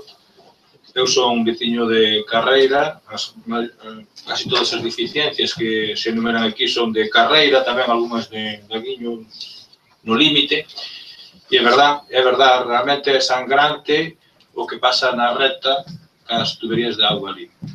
Iso é unha cousa que eu paso por ali con moita frecuencia, e día sí e día tamén, estamos con aceiras levantadas, en fin, creo que iso merecía arranxarse, pero vamos, dunha maneira, se é posible, rápida, o máis rápido posible. E despois quería comentar outra cosa con respecto ás placas. E ten razón a señora Pose que hai moitas placas que están mal, e outras, unha gran parte delas están sin as letras, que se lle foron as letras. Eu non sei se é, algunhas xa se repuxo, estou lembrando de Carreiriña, que se repuxo, pero hai outras que non. Pero é que non sei eu, iso teria que dicir os técnicos, se este tipo de placas serán boas para aguantar, porque polo que se ve, non é solamente na parroquia de Carreira, hai outras zonas que as letras van ser moi fácil. Nada máis, imos a votar a favor. Gracias, señor Campo. Gracias, señor Reiriza. Gracias, señor alcalde. Boas tardes a todos e todas. Bueno, dalle as gracias ante todo a señora Rosa, porque hoxe me está sendo preocupada pola miña parroquia. Vamos lá facer filla adotiva, posiblemente. Bueno, pues doblemente. Sobre todo se quería de San Marcos, e casi podemos apuntar o día. Bueno, vamos a ver. No tema da rejilla do alcantarillado, que ainda corresponde e que ten competencias aí, é a empresa Viacua, a través desde a rejilla para baixo. Da rejilla por a acera, que corresponde ao outro departamento. Nos en contacto con eles, pois, o principal de todo é saber cales están atascadas. Porque se temos conocimiento do que está atascada, se dá recado e non creo que tarden unha semana en que vayan a limpiarlas. No tema das placas, ten boa memoria o señor Cobas, porque foi cambiada a primeira foi de Carreiriña fai justamente 5 anos. Foi unha das primeiras cousas que se fixeron na parroquia cando empezamos nós neste grupo. Adiantársenos un poquinho a nós, porque xa tiñamos pensado cambiar placas en moitísimos sitios. Eu creo que a señora Rosa a veces lee o noso pensamento. Isto non é broma, porque xa o temos falado, incluso xa hai unha proposta de gasto feito para esas placas, non só de Carreira, sino para as demais parroquias, vale? O grupo traballa en conxunto con as parroquias todas. Despois, o tema das roturas de agua de listres, pois ten toda a razón do mundo, pero non se reparan en 24 horas. Fais a reparación inmediata, deixan un marxe de tempo aberto por si siga habendo fuga ou pérdida, logo teñen que botarle un pouquinho de hormigón e após ten que esperar que frague para volver a colocar a cera. Non se fai todo de 24 horas. Hai que darlle un margen de tempo. Iso non é zadorra que se pisa e se queda. Hai que fraguar. E despois, respecto ao último punto, que era o tema da revisión dos sumidoiros, sabemos que este inverno non solamente a nivel Carreira, Guiño e máis parroquias choveu en todos os lados e os alcantarillados non deron abasto. Agora, que a nova rede de saneamento, fixéronse os tanques de tormenta, que son uns aliviadeiros desa agua que é sobrante, e confiemos que ese problema tiña o arranxo con os tanques de tormenta. E depois ten outra razón que é toda a verdade Pedro Grullo, que di que cando se levanta a cantarilla que as chuvias, a cantarilla queda aí hasta que hai algo por colocar, efectivamente. Pero é importante non é pasar por onde está a cantarilla levantada, sacarlle unha foto e subirlo ao Facebook. O importante é comunicar onde está a cantarilla levantada. Así ninguén mete paraguas, ninguén mete roda, nin ninguén mete nada. Simplemente dar información e ella seguro que no máximo de 15 minutos queda arranxada. Volvo a repetir que toda é cuestión de organización, como decía o compañeiro Antón. Mas nada, simplemente decir que non vamos tamén a aprobar a moción. Moitas gracias. Gracias, ten a palabra, señor García. Pois nada, se aprobades, eu quero que sea para mañana, non para que quede así. Home, eu entendo que IPDR ten un papel moi fundamental neste Concello, porque é xustillo o tema. Pode aprobar o da oposición ou pode aprobar o do goberno, pero que non vai a facer é sustituir os concelleiros do goberno vixiando que todo este ben. Nada máis e moitas gracias. Gracias, señor García Pose, por completar un pouco o que dixo o señor Reiri. Efectivamente, hai unha parte onde hai controversia, pero o que é rejillas entendemos que é Viacua. De todas formas, hai dúas empresas, Lagares e Cisa, que van a controlar o que son os contratos tanto de basuras como de agua e, polo tanto, vaise a facer cumplir en función precisamente do análisis deses contactos. Decir que esta mesma semana cambiaronse algunha das placas, en concreto as de Outeiro, Vilar, e vanse a seguir cambiando. De todas formas, se saben de algunha que este deteriorada, pois agradecemos que o digan. Aproveito, señor alcalde, que se me olvidou. E tamén me dixeron se cambiar o nome da vereda da Coruña. E que realmente desde o cruce donde empeza o parquiño aquel infantil, a altura da Fonte Fadilla, hasta casi Fontao, non hai unha sola placa que pode haber nunha comunidade. Pois, direi antes, perdón, Pois ben, entonces tamén intentaremos facer eso. En canto de o que está ocurrindo en Listris, pois é algo moi similar ao que ocorreu en Martín. Eu creo que é unha forma de presionar da empresa, porque a empresa o que ten é a obligación de reparalo, é o que fai. Eu creo que por lógica o que debía facer é cambiar todo ese tramo do fibrocemento por outro, pero bueno, estamos negociando a ver se de unha vez por todas collen un bo cacho e o arreglan, porque non é de recibo que aqueles veciños teñan 8, 9 e 10 reparacións ao longo de un ano. A veces de un mes un par delas, efectivamente. A partir de que despois a agua chega turbia, etc. E por último, o das tapas, o que decía o señor Reivice, eu espero que cando entre a funcionar, digamos, tanto o pozo de tormenta de Areiros como xa definitivo o que é o da Guiño, que debía mellorar. Esperemos que así sea. Entonces, se lle parece, pasamos á votación. Votos a favor da moción, unanimidade. A seguinte é unha moción da señora Basoko Mariño sobre a universalización do dereito á asistencia sanitaria pública e recuperación do sistema público de sanidade. Ten a palabra, señora. Boas tardes a todas e a todos. Pois ben, en canto a exposición de motivos, decir o seguinte. El ámbito subjetivo del derecho a la protección de la salud fue profundamente modificado por este gobierno mediante el Real Decreto 16/12 del 20 de abril de medidas urgentes para garantizar la sostenibilidad del Sistema Nacional de Salud y mejorar la calidad y seguridad de sus prestaciones. Con esta modificación se alteró una norma de consenso que se había plasmado en 2003 en el artículo 3 de la Ley de Cohesión y Calidad del Sistema Nacional de Salud, retrocediendo en el largo camino recorrido hasta entonces. Se volvió a vincular el derecho a la asistencia sanitaria pública gratuita con la seguridad social. Consagra de vuelta la figura del asegurado como sujeto del derecho a la protección de la salud. El Real Decreto Ley 16/12 derogó tácitamente los preceptos de la Ley General de la Salud Pública sobre extensión de la asistencia sanitaria, dejando sin cobertura sanitaria directa a los profesionales y a todos aquellos que no tengan ningún vínculo con la seguridad social, incluso a los descendientes de asegurados mayores de 26 años, cuyos ingresos superen un determinado límite que la norma no precisa. Pero lo más grave es la expulsión de la cobertura pública sanitaria de los extranjeros sin permiso de residencia, con las graves consecuencias que implica en términos de salud individual, salud colectiva o salud pública, además del recorte de derechos que supone y que no respeta principios constitucionales como es el de la dignidad de la persona. Desde el primer día, todos los profesionales sanitarios, partidos políticos, sindicatos y organizaciones sociales han rechazado esta reforma que altera la vocación de universalidad de nuestro Sistema Nacional de Salud.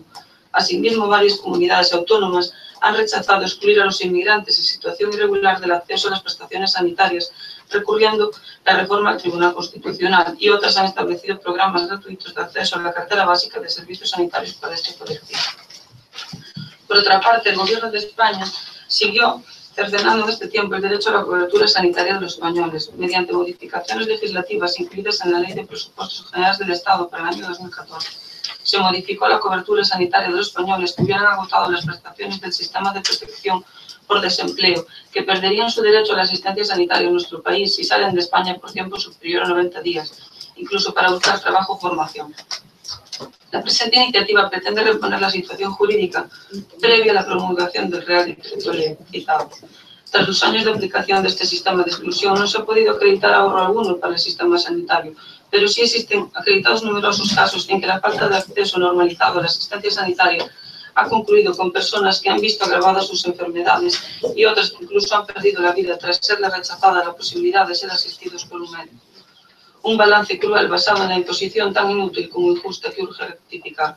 Evidentemente, la recuperación de la universalidad del derecho a la asistencia sanitaria, siendo el más importante de los aspectos de la política sanitaria que rectificar, no es ni mucho menos el único. Como en otros ámbitos, el retroceso vivido requerirá de la oportuna modificación primero normativa y posteriormente de gestión, relacionada con el refuerzo de la gestión pública del sistema, la mayor coordinación con las comunidades autónomas, la convergencia hacia una cartera común de servicios para toda la ciudadanía, así como otras medidas que deberán ser impulsadas por el Gobierno y consensuadas por las fuerzas políticas. Por todo ello, el Grupo Municipal Socialista en el Ayuntamiento de Ribeira somete a votación la siguiente moción para ser aprobada, y en la que insta al Gobierno de España que derogar el Real Decreto Ley 16/12 para restablecer la universalidad de la cobertura del Sistema Nacional de Salud y, procurando el consenso con el máximo de fuerzas parlamentarias y comunidades autónomas, reforzar la legislación sanitaria para asegurar la sostenibilidad de un sistema sanitario público, universal, de calidad, gratuito, con equidad en el acceso por parte de los ciudadanos,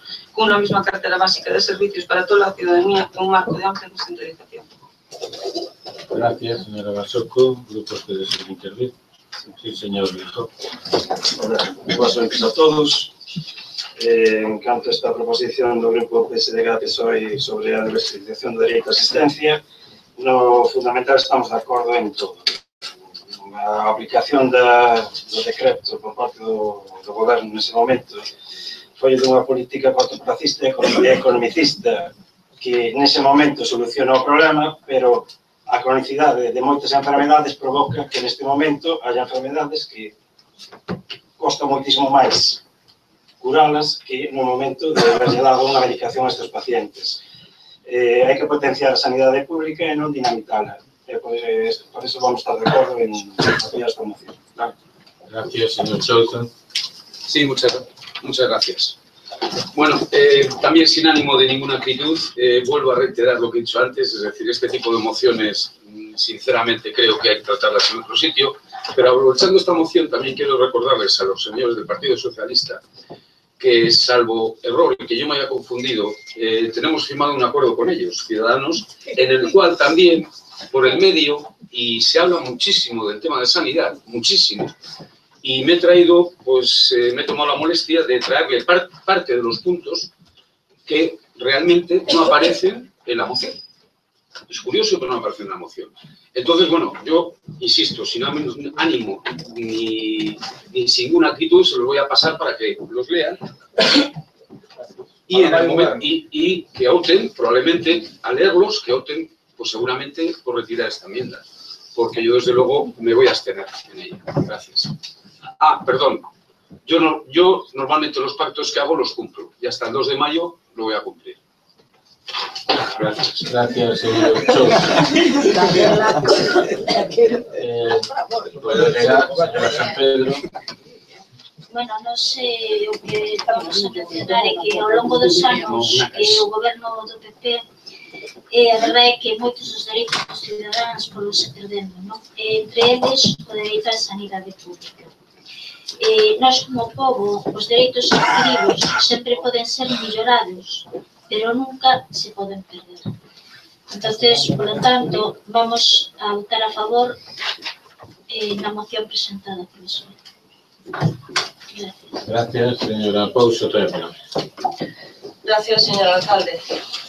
Ben, señora Basocco, estando de acordo en que temos que conseguir entre todos que teñamos un sistema sanitario que sea sostible, que sea que cubra adecuadamente pois a demanda de toda a poboación e que hai que garantir, aparte da saúde individual, hai que velar por esa saúde pública. Teño que dicirlle que, coincidindo con esas declaracións de boas intencións e, dende logo, de o que entendemos políticas nas que se debe traballar por parte de calquera goberno, discrepamos enormemente de todo o que vostede di ao longo da súa exposición de motivos. Fai vostede referencia a ese Real Decreto Lei 16/2012 que fala de que puso, digamos, que supuso un retroceso na atención sanitaria. Mire, nada máis lonxe da realidade. Señora Basocco, debería vostede saber, supoño que vostede chega e presenta unha moción que lle mandou do seu partido e seguramente non lle contan a verdade de todo o que deixaron, de toda a problemática que quedou no país despois do goberno socialista en todo o ámbito sanitario, e seguramente o seu partido non lle contou que deixaron unha deuda de 16.000 millóns de euros despois de gobernaron vostedes cando saliron do goberno de facturas nos queixóns. Eu non sei se vostede considera que acumular deuda e non pagar farmacéuticas pois supón ter un sistema de saúde viable. Eu entendo, ou no Partido Popular, entendemos que esa non é unha boa política e que eso non vai a garantir que se lle podan prestar calidade, uns servicios sanitarios de calidade aos cidadáns. Mire, houve que facer reformas, evidentemente, e houve que mellorar a xestión do que é todo o ámbito do sistema sanitario. Fíxose unha aposta e unhas novas políticas en temas de medicamentos, onde se implantaron e se pasou a utilizar de maneira máis importante, de maneira máis numerosa, esa utilización de xenéricos. Señora Basoco, seguramente que vostede tampouco lle contaron que cando Galicia foi unha das comunidades pioneiras na aposta pola utilización deses xenéricos, foi en aquel momento o goberno socialista de Madrid quen recurriu precisamente esa medida que se había posto en marcha polo goberno galego, que o que estaba buscando precisamente era poder ter un sistema sanitario que fora sostible. Parece ser que en aquel momento o goberno socialista ou en aquel momento que tiña a responsabilidade do Ministerio de Sanidade preocupabanlle máis defender os intereses de grandes laboratorios farmacéuticos e das farmacias que non de defender precisamente unhas políticas que fixeran viable unha atención, un cuidado e protección da saúde. Fala vostede da universalidade da atención sanitaria e fala vostede tamén desa atención aos estranxeiros que están en situación irregular. Mire, a universalidade nunca foi tal no sistema sanitario, pero non é que a recortara esa atención universal o Partido Popular cando chegou ao goberno, senón que mesmo se vostede, antes de chegar ao Partido Popular, examina quen tiña prestación de asistencia sanitaria dentro do ámbito da sanidade pública, pode ver perfectamente que había colectivos perfectamente diferenciados que non estaban incluídos en ese Sistema Nacional de Saúde. E estou me referindo a uns colectivos que seguramente vostede coñecerá ou sí que lle sonarán, como poden ser os de Muface, como pode ser ISPAS, como pode ser Mujego. A parte de que había outros colectivos de profesionais que podían estar pola súa conta asegurados en entidades que nada tiveran que ver con ese Sistema Nacional de Saúde. Por lo tanto, partindo xa da base de que vostede na súa exposición de motivos fai un relato de cuestións que non se axustan á realidade e que non son a verdade da realidade que temos neste país, non podemos compartir para nada esa exposición. E fala vostede tamén desa expulsión do sistema sanitario dos estranxeiros. Mire, os estranxeiros deberán estar nunha situación regular en España, pero ainda así sendo conscientes de que nos vamos a topar con casos de que hai estranxeiros que están en situación irregular e que, polo tanto, temos un posible problema de saúde pública con estas persoas porque veñen de outros países, porque poden vir sin vacunar, porque poden transmitir enfermedades que aquí xa están erradicadas porque levamos moitos anos vacunando a nosa poboación. Precisamente a esos pacientes se lles dá cobertura a través de programas de saúde pública e Galicia ten un programa en marcha no que a través dese programa de saúde pública ten unha atención precisa para atender a esta poboación que non tería cobertura no Sistema Nacional. E vostede tamén poderá ver como chegan numerosos estranxeiros ás nosas costas sin ningún tipo de papel, moitas veces descoñecendo o seu país de orixe, e ve perfectamente a través dos medios de comunicación que esas persoas son atendidas e son derivadas cando veñen unhas condicións nos que mostran uns problemas de saúde, son atendidas debidamente en centros sanitarios. Temos un gran reto. Temos cada vez máis medicamentos que están salindo ao mercado que teñen demostrado uns propiedades de curación para determinadas enfermedades que calquera goberno que teña a responsabilidade de gobernar un país se ve na obriga de intentar suministrar aos pacientes para velar así e proteger a súa saúde e velar así por conservar unha boa calidade de vida. Por lo tanto, para rematar, queremos propoñerlle que nós, máis que apostar por esa derogación dese Real Decreto que pide vostede, instaríamos a que se fixeran as modificacións legislativas precisas, que siga apostando por a universalidade da cobertura sanitaria do Sistema Nacional de Saúde e procurando o máximo consenso cas forzas políticas do Parlamento Español e das comunidades autónomas e reformar a legislación sanitaria para asegurar a sostenibilidade dun sistema sanitario público. Eu creo que esa é a cuestión máis importante na que nos temos que centrar. Buscar a forma e a maneira de ter un sistema sanitario público, porque a calidade do noso sistema sanitario está fora de cuestión, está ben avaliado polos cidadáns, está ben valorado dende o estranxeiro, e tamén decirlle que, efectivamente, en esa política de atención ás persoas que se marchan ao estranxeiro, velouse especialmente, sobre todo, para aquel mal uso que se estaba facendo dos recursos sanitarios españoles, señora Basoco, en persoas que estaban no noso país, de outros proveentes de outros países europeos, estaban traballando en España, marchaban, retornaban aos seus países de orixen, e unha vez que terminaban o período que tiñan dereito a ter a atención cuberta desa sanidade dentro do sistema sanitario español, seguían facendo un uso sin límite de fecha por parte desa tarjeta sanitaria, co cual esas persoas que están nos seus países de origen europeos teñen o dereito a estar atendidos sanitariamente polos seus países de origen e, polo tanto, o que temos que velarnos é porque se faga unha boa utilización dos recursos de todos os cidadáns. Mais nada, moitas gracias. Gracias, señora Pouso. Para rematar, señora Moderna. Bueno, en primeiro lugar, recordarlle ao señor Chouza que, bueno, os cidadáns de Ribeira tamén teñen voz e dereito a manifestarse e instar este tipo de mocións dentro do ámbito municipal. E, dende logo, dentro do Partido Socialista, creemos que é positivo levar dende aquí este tipo de iniciativas. Entonces, pois, dar por contestado ao seu alegato. E, bueno, en canto ao que aquí se expuso, pois decir que, bueno, ainda que é moi apetitoso que as empresas privadas en torno ao ámbito sanitario, o certo que é que a saúde é un ben que está por riba da economía e ten que ser o Estado que pide a súa protección, tal como ben consagrado no artigo 43 da Constitución Española.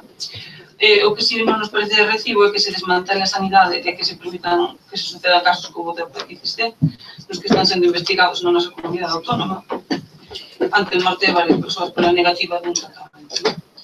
Pois ben, sabemos dos recortes, dos numerosos recortes dos problemas que se veñen dando, sendo estes últimos problemas o tema da hepatitis C os máis graves ata agora.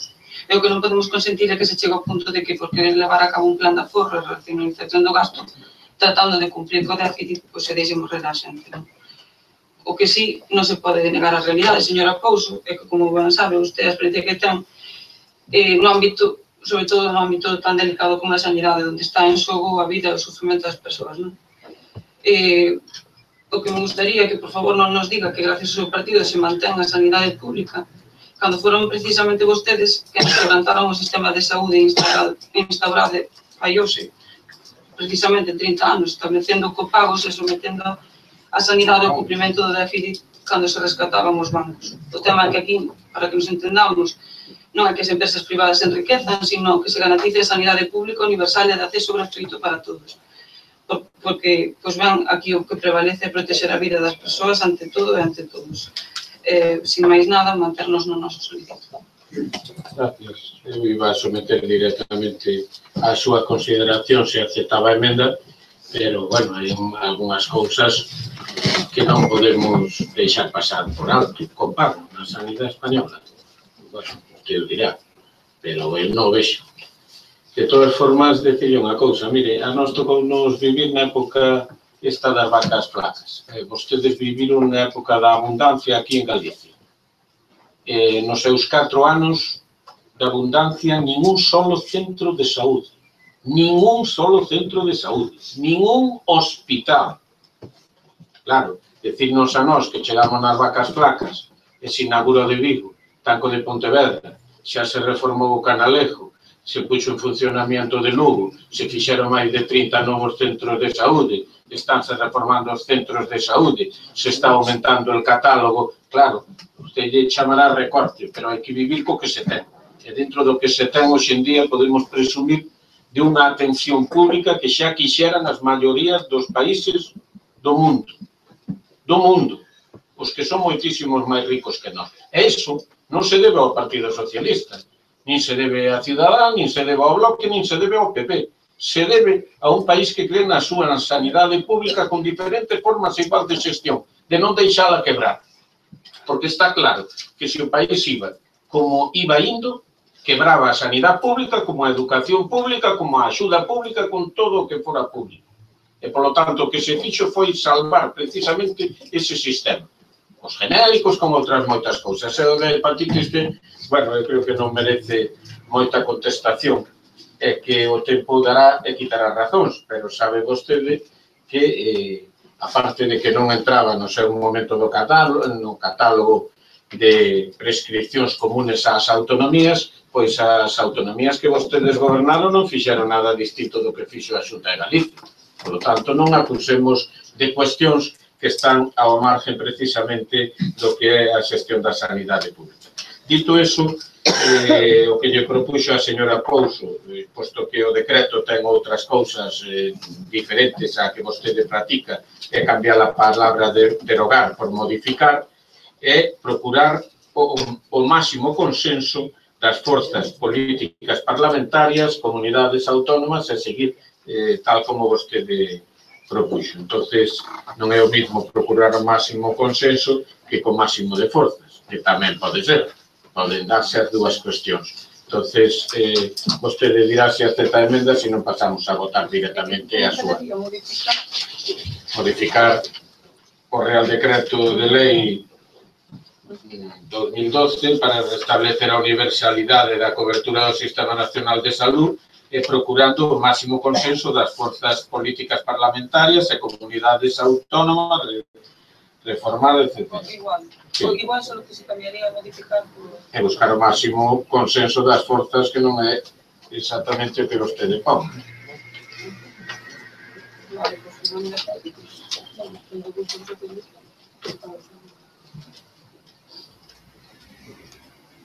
Sí, acepto.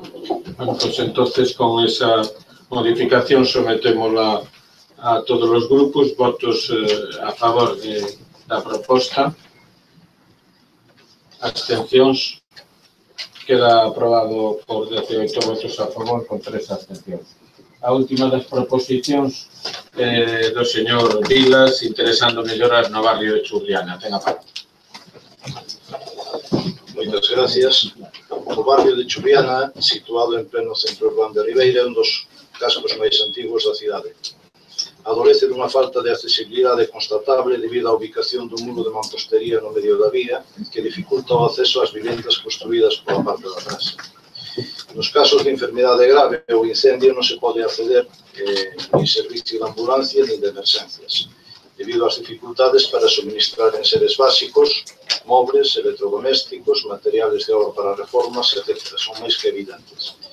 Dende o Grupo Municipal Socialista pensamos que se hora de buscar unha solución a este grave problema veciñal, atendendo ás sensibilidades da propiedade. Facendo un recorrido por dita rúa, a dificultade constatase entre a vivenda número 5 e o edificio de vivendas número 7, debido á estreitez da vía que pasa de ter un ancho de 2,50 metros a escasos 70 centímetros, impedindo o acceso rodado de calquer tipo de vehículo, aínda que sexa manual hacia as vivendas, que no número de 12 unidades están construídas a partir dese muro, que é de uns 50 centímetros de ancho, con un portal de acceso, o que significa o paso diario de máis de 35 residentes polo lugar. Este muro pertenece a unha finca urbana duns 567 metros cuadrados, según consulta catastral, correspondendo a unha referencia catastral aquí nombrada, cunha cesión duns 7 metros cuadrados, a vía quedaría totalmente expedita ao tránsito, e a finca quedaría con 560 metros cuadrados, polo que non mermaría en consideración e tería incluso mellor acceso. Tamén se constata, entrando dentro de dita rúa, a falta de colocación de 6 luminarias tipo LED, xa que o vehículo de reposición ou operarios non pasaron polo lugar. En virtude de todo exposto, o Grupo Municipal Socialista insta ao Pleno da Corporación Municipal a adopción do seguinte acordo. Primeiro, que por parte do señor alcalde se dictamine a efectuar un informe técnico ao efecto. Segundo, que se proceda a contactar cos propietarios da finca para poder chegar a un acordo amistoso de cesión, compraventa ou permuta, coa realización dun novo peche, na alineación das fachadas existentes e consolidades, o exemplo da Rúa das Escaleiras. Terceiro, que se dote das luminarias que están sin repoñer en dita rúa. Sin máis, moitas gracias. Gracias, señor Vilas. Señora Lordui. Gracias, señor alcalde. Decir que hace ya 9 años, señor Vilas, llegaba yo al concello y uno de los primeros problemas que, bueno, con las primeras personas que fui a hablar fue con los propietarios de esta finca. Recibí un no rotundo. Y insistí. Después falleció el propietario y hablé con la heredera. Otro no rotundo. Esto fue, pues a lo mejor 4 años después. Pero ahora me parece que llegaría usted un poco tarde, porque creo que a mi compañera de aquí le dijeron que sí. Entonces, a partir de ahora eso se va a arreglar. Bien, muchas gracias. Señora García Porza. E PDR iba a dicir dúas cousas, nada máis, unha cousa. Non, iba a dicir que ao último punto, que é o de repoñer as luminarias, o apoiamos e votábamos a favor, e os outros dous que non teñen sentido se o señor alcalde non fai as xestións para conseguir a presión, nada máis, se xa está conseguida, pois, mira, te apoiamos. Señor Chouza. Nada, votaremos a favor. De manera, sí, Ben, nada, decir que se é para que podan atravesar esa rúa os vehículos de emerxencia, estamos completamente de acordo, e que tamén o tema da cesión, que tamén se podría chegar a un acordo, pero de compra, pero se temos esa información de que xa está cedido, pois xa non se propón. Gracias. Bueno, que non le den vivo en directo a señora Pereira. Pues se lo agradezco, señor alcalde, porque me molesté trabajar un poquito y ahora no está bien. A mi compañera por mí, efectivamente, como bien dice nuestro compañero, la calle Cunana es uno de los barrios más antiguos de Brisbane, señor Vilas. Totalmente de acuerdo. De ahí el entramado urbano y la dificultad de acceder con los coches. Esta dificultad también deriva de su propia configuración.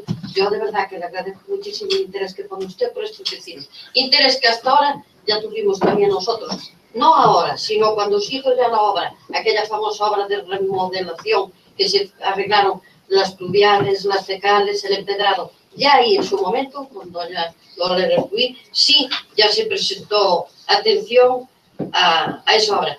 Y bueno, voy a contestar al primer punto de su moción. Mire, informar de que en el momento de dicha obra se le buscó solución a este problema. No solo en Chumbuana, sino también en La Amarella. Porque también sabe que en La Amarella había que tirar la mitad de casas para buscar la solución. Ya conoce usted el barrio de La Amarella. Se puso de manifiesto por parte, que es lo que usted presenta en su moción, por parte de los técnicos municipales, la gran dificultad que presentaba la estrechez puntual en ciertas zonas, impidiendo el acceso rodado no solo de ambulancias, sino también de coches. El muro de mampostería que aparecía entre los dos inmuebles 5 y 7 agrava el tránsito en esta zona, totalmente de acuerdo, pero también es cierto que el arranque de la carretera a la entrada, de la calle a la entrada, son 3 metros escasos. Un poquito más adelante hay la vivienda número 5, estrecha en 2,50 metros. Una ambulancia necesita 2,40 metros para poder pasar. Eso estoy hablando de la situación que tiene usted en los informes de los técnicos municipales. El derribar el muro no mejoraría el acceso de ambulancia ni de coche de bomberos. Como apuntan los servicios técnicos de este concello, el radio de giro tendría que ser como mínimo 3,50, si no el vehículo quedaría encajado en la mitad. Sí podría acceder un coche de dimensiones reducidas, un coche pequeño que también daría servicio a los vecinos para llevar ciertas cosas, aunque se encontraría un poquito más adelante a 30 metros, un estrecho de 1,60 metros. Entonces ahí tendría que vincular y marcha atrás del coche, con la dificultad que eso conlleva. Yo, mire, señor Vilas, de verdad, ¿usted conoce la calle esa? Sí, vaya, bien. Pues como diría a mí nuestro compañero, nuestro querido ciudadano, sin acritud. Mire, yo no soy quien para dudar de su capacidad, de verdad, ¿eh? No soy quien, líbreme Dios. Ahora, a usted se le presupone, por lo menos se le presupone un nivel de conocimientos sobre esta materia derivada del ejercicio de su profesión. Usted sabe que por ahí es imposible, o su metro no mide igual que el metro de los técnicos municipales, que puede ser, o seguramente usted sabe que por ahí es imposible que pase un coche bombero. La manguera sí, de verdad. Bien, ahora, yo no puede, sin actitud, no puede confundir a los vecinos, porque por ahí no va a entrar un pueblo. Ahora, eso sí, que va a beneficiar, si usted esta señora totalmente de acuerdo, pero la exposición de su motivo, dice, la calle con esta cesión queda totalmente expedita al tránsito. No es verdad, no puede pasar un coche pequeño, pero nunca podrá pasar un coche pequeño. Ahora, se habló con la propietaria de mi inmueble, la propietaria de mi inmueble cede con la condición que se le retranquee los metros que se piden, los 7 metros, que se ponga el muro con las piedras que hay en las mismas condiciones en que está. Eso sí, puede, ella cede, pero que se le ponga el muro con las mismas piedras, que quede bien anotadito, porque se le dio palabra de que sí, si lo cedía se le iban a poner las mismas piedras, recuperarse y ponerse el muro. Ahora, también, ¿sabe lo que le gustaría a esa señora que cede de tan buenísima voluntad? Que el resto de los vecinos también cedieran a llegar al embudo. Así que usted no está la pelota en su tejado, puede hablar con el resto de los vecinos a ver si ceden. Y yo se lo agradecería infinito. Si necesita algún informe técnico, se los tengo aquí, señor. Los que pidió usted. Muchísimas gracias. Gracias, señora Pereira. La palabra, señor. Bueno, pois se está conseguida a cesión, pois me alegro un montón de que esta corporación ou este equipo de gobierno pois sexa capaz de solucionar este problema, de acometer esta obra que realmente é perentoria para os veciños que ali residen, que teñen que levar os seus motores por a borda para dentro, con carritos, con tal, e que teñen que levar tamén ou equiparse con electrodomésticos e demais objetos. Non só a entrada con coches de bomberos e demais. Moitas gracias. Gracias. Solo decirle unha cousa, que son 7 metros e pico e o valor da obra é importante. Espero que non veñan os veciños para volver a pedir que poñamos o muro, porque teñen que vir marcha atrás os coches.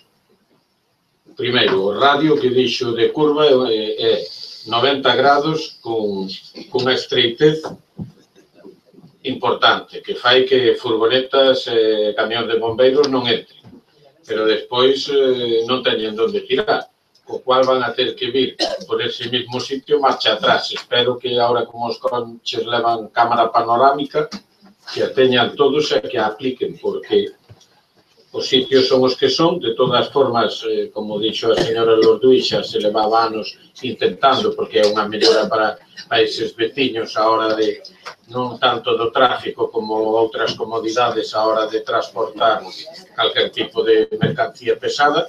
Vámoslo a intentar facer, pero que sepa que vai a salir caro. E por outra parte, decir que as luminarias, xa sei, tal como lle comuniquei fai un mes, xa se están repoñendo todas as que faltaban, e, polo tanto, non sei se a día de hoxe están postas xa, se non vanse a poñer, porque no contrato así veñen a sustitución de todas elas. E non sei se con eso se dá por satisfeito, que o votemos ou simplemente que o fagamos. Que o retira, pois... Bueno, pois eu penso que deberíamos de votarlo. Bueno, agradezco que o consiga a través da súa gestión e máis da concelleira delegada deste asunto. Pois moitas gracias. E ao final conseguimos casi todos, menos o que eu lle levo pedindo tanto tempo, a ver que me fai casillo, e cando lle digo dialogar, e que non dialoguen só nos de Madrid, a ver se o resto, porque así xa aproveito para dicirlle que unha vez transcurrido o pleno e dado conta do que son as liquidacións, pois prácticamente os grandes números do presupuesto témolos enfilados, e intentarei, pois, irlo presentando a todos os grupos para ver se se pode mellorar e traerlo a este pleno pois a mediados deste mes de maio. Dito eso, entonces, pasamos a votar. Votos a favor. Entonces queda por unanimidade. Entonces pasamos, teñen, como ben saben, os decretos da alcaldía ao seu dispor hasta os firmados o 20 de abril deste mes. Hai que darlle conta do período medio de pago, que seguimos nunhas cifras excelentes. O período medio de pago global a proveedores do trimestre é de 2,53 días, o cual eu creo que é bo síntoma de como, a pesar do traballo que teñen os servicios municipales, van cumplindo cas obrigas legales nun plazo realmente difícil de conquerir. Tamén llevamos a dar conta do que é o decreto de 29 de febreiro da liquidación deste ejercicio 2015, que eu creo que é un resultado orzamentario que é moi parecido dos últimos anos, pero que ven condicionado, e xa yo digo, por dúas cuestións, as súas ratios. A primeira, por esos 2 millóns que nos siguen debendo dos fondos FEDER, o cual modifican o que son os fondos líquidos de tesorería, por lo tanto, moitas das ratios que se dan. Entre outras cousas, tamén o dudoso cobro da Diputación, posto que, como ahora lle explicarei, pois fai que prácticamente existan 2 millóns que teñen que ver aos pagos aplazados da Diputación e que se fan cada trimestre. Entonces, as principales ratios desta liquidación é que o resultado orzamentario ascende a 2.261.399,89 euros, do cual os axustes dá un resultado orzamentario axustado que ascende a 2.973.179,17. O remanente de tesorería ascende a 11.025.385,19 euros.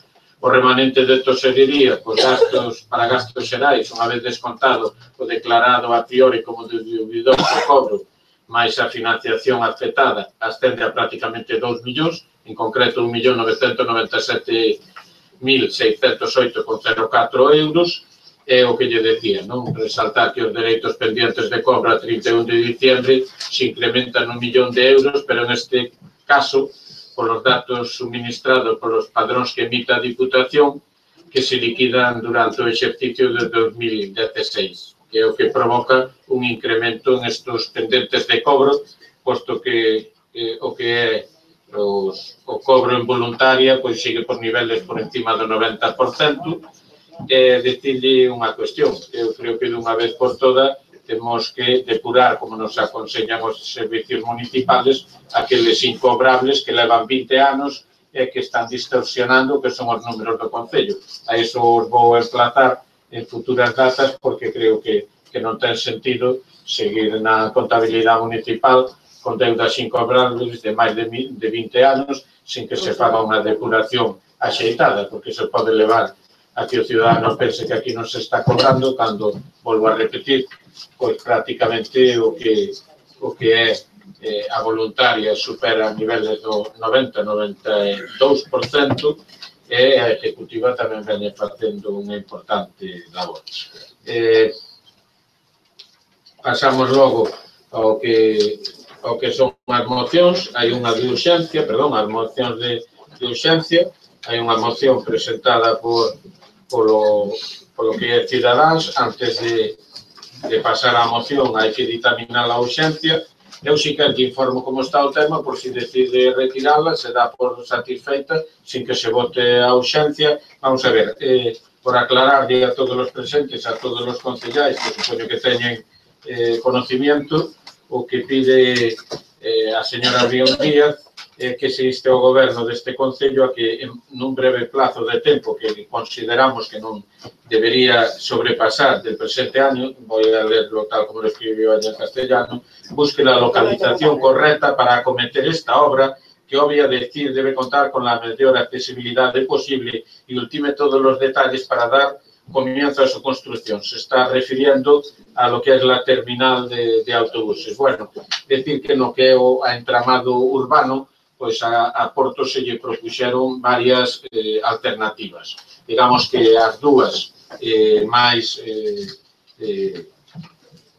viables era unha que estaba enfrente prácticamente do mercado, botando para atrás aquel muro, e agora que xa temos, pois claro, o que van a ser a utilización, digamos, do espacio que está para os rederos ali, pois eu decirlle que xa se lle remiteu a Portos de Galicia o lugar precisamente de aquel aparcamiento que había, onde podía servir xa de entrada, que en principio foi acollido favorablemente polo que son os técnicos dali, porque daría servicio á lonxa, daría servicio tamén ao náutico, se ali estamos á espera de que nos den a confirmación, porque no que é o chan urbano non hai ningún chan que sea propiedade do Concello. Por lo tanto, si esa é a proposta que se vai a facer, que esperamos, eu lle estarei informado. Se o que pretenden é outro lugar, eu acepto calquer outro lugar que pretendan. Se non, eu lle terei informado da contestación que nos den. Si se dá por satisfeita, se non defenda a urgencia, non teño inconveniente en escoitar. Sí, señora Río. Boas noites a todos e a todas. Estamos, por unha parte, estamos de acordo ca súa localización, pero, bueno, eu quería ler tamén a moción e quería que se pusera en votación. Podo pasar a lela, non? No, a moción despois. O primeiro que ten é que convencernos da urgencia. Si quer, pasamos directamente a votar a urgencia. Se os grupos o consideran, entonces lea a súa moción. Entonces, vamos en primer lugar, a votar a urgencia da moción. Votos a favor da mesma. Entonces, lea a súa moción e, se quer, tamén a votamos. Nestes momentos tan importantes da nosa proyección turística e industrial, sentímonos obrigados a ofrecer unhas instalacións en consonancia ao tempo no que vivimos. Non podemos olvidarnos do papel tan necesario dunha boa rede de comunicacións e transportes para o desenvolvimento do noso concello. Como ben é sabido por todos, o actual deterioro que presenta a nosa estación de autobuses dista moito de chegarse a un nivel dunhas instalacións que en toda a cidade, como é a nosa, declarada municipio turístico, demanda para satisfacer as necesidades dos nosos vecinos, así como de toda a xente que cada ano nos visita e que, por un corto período de tempo, convertese tamén en veciños nosos. Creemos que é unha prioridade esta obra pública, tan beneficiosa para o conxunto da población, e que a mesma non debe de ser unha reforma da actual, en parte debido a que a súa localización supón considerable perigo para o tráfico rodado, e en parte porque necesita unha mellora sustancial da mesma, que permita dotar de novos servicios, como é de cafetería e aseos. Por todo isto, este grupo insta ao goberno deste concello a que nun breve prazo de tempo que consideramos non debe de exceder do presente ano busque a localización correcta para cometer esta obra. Que os vías dicir debía contar con a maior accesibilidade posible e ultime todos os detalles para dar comezo á súa construcción. Moitas gracias. Gracias. Os grupos que deseen intervir. E PDR vota a favor. Sí, PDR. Ben, grazas. Primeiramente, a mí resulta moi curioso que cando se fala da estación de autobuses, moitas veces inténtase falar para alentar o turismo ou que somos declarados un concello de interese turístico galego. Entón, a mí saime a dúbida de que se non somos un municipio de interese turístico galego, bueno, pois non teríamos dereito a ter unha estación de autobuses. Nos, desde o BNG, pensamos que sí, non? Que a estación de autobuses non hai que facer só por intereses turísticos, senón tamén por intereses de mobilidade e demais. Desde o Bloque Nacionalista Galego entendemos que mellorar o transporte colectivo e as infraestructuras relacionadas con el deben ser unha prioridade para todos e todas nós. Unha prioridade co que vertebrar o noso territorio e tamén facilitar as comunicacións e reducir o uso do transporte particular. Ademais, conseguiríase mellorar pois,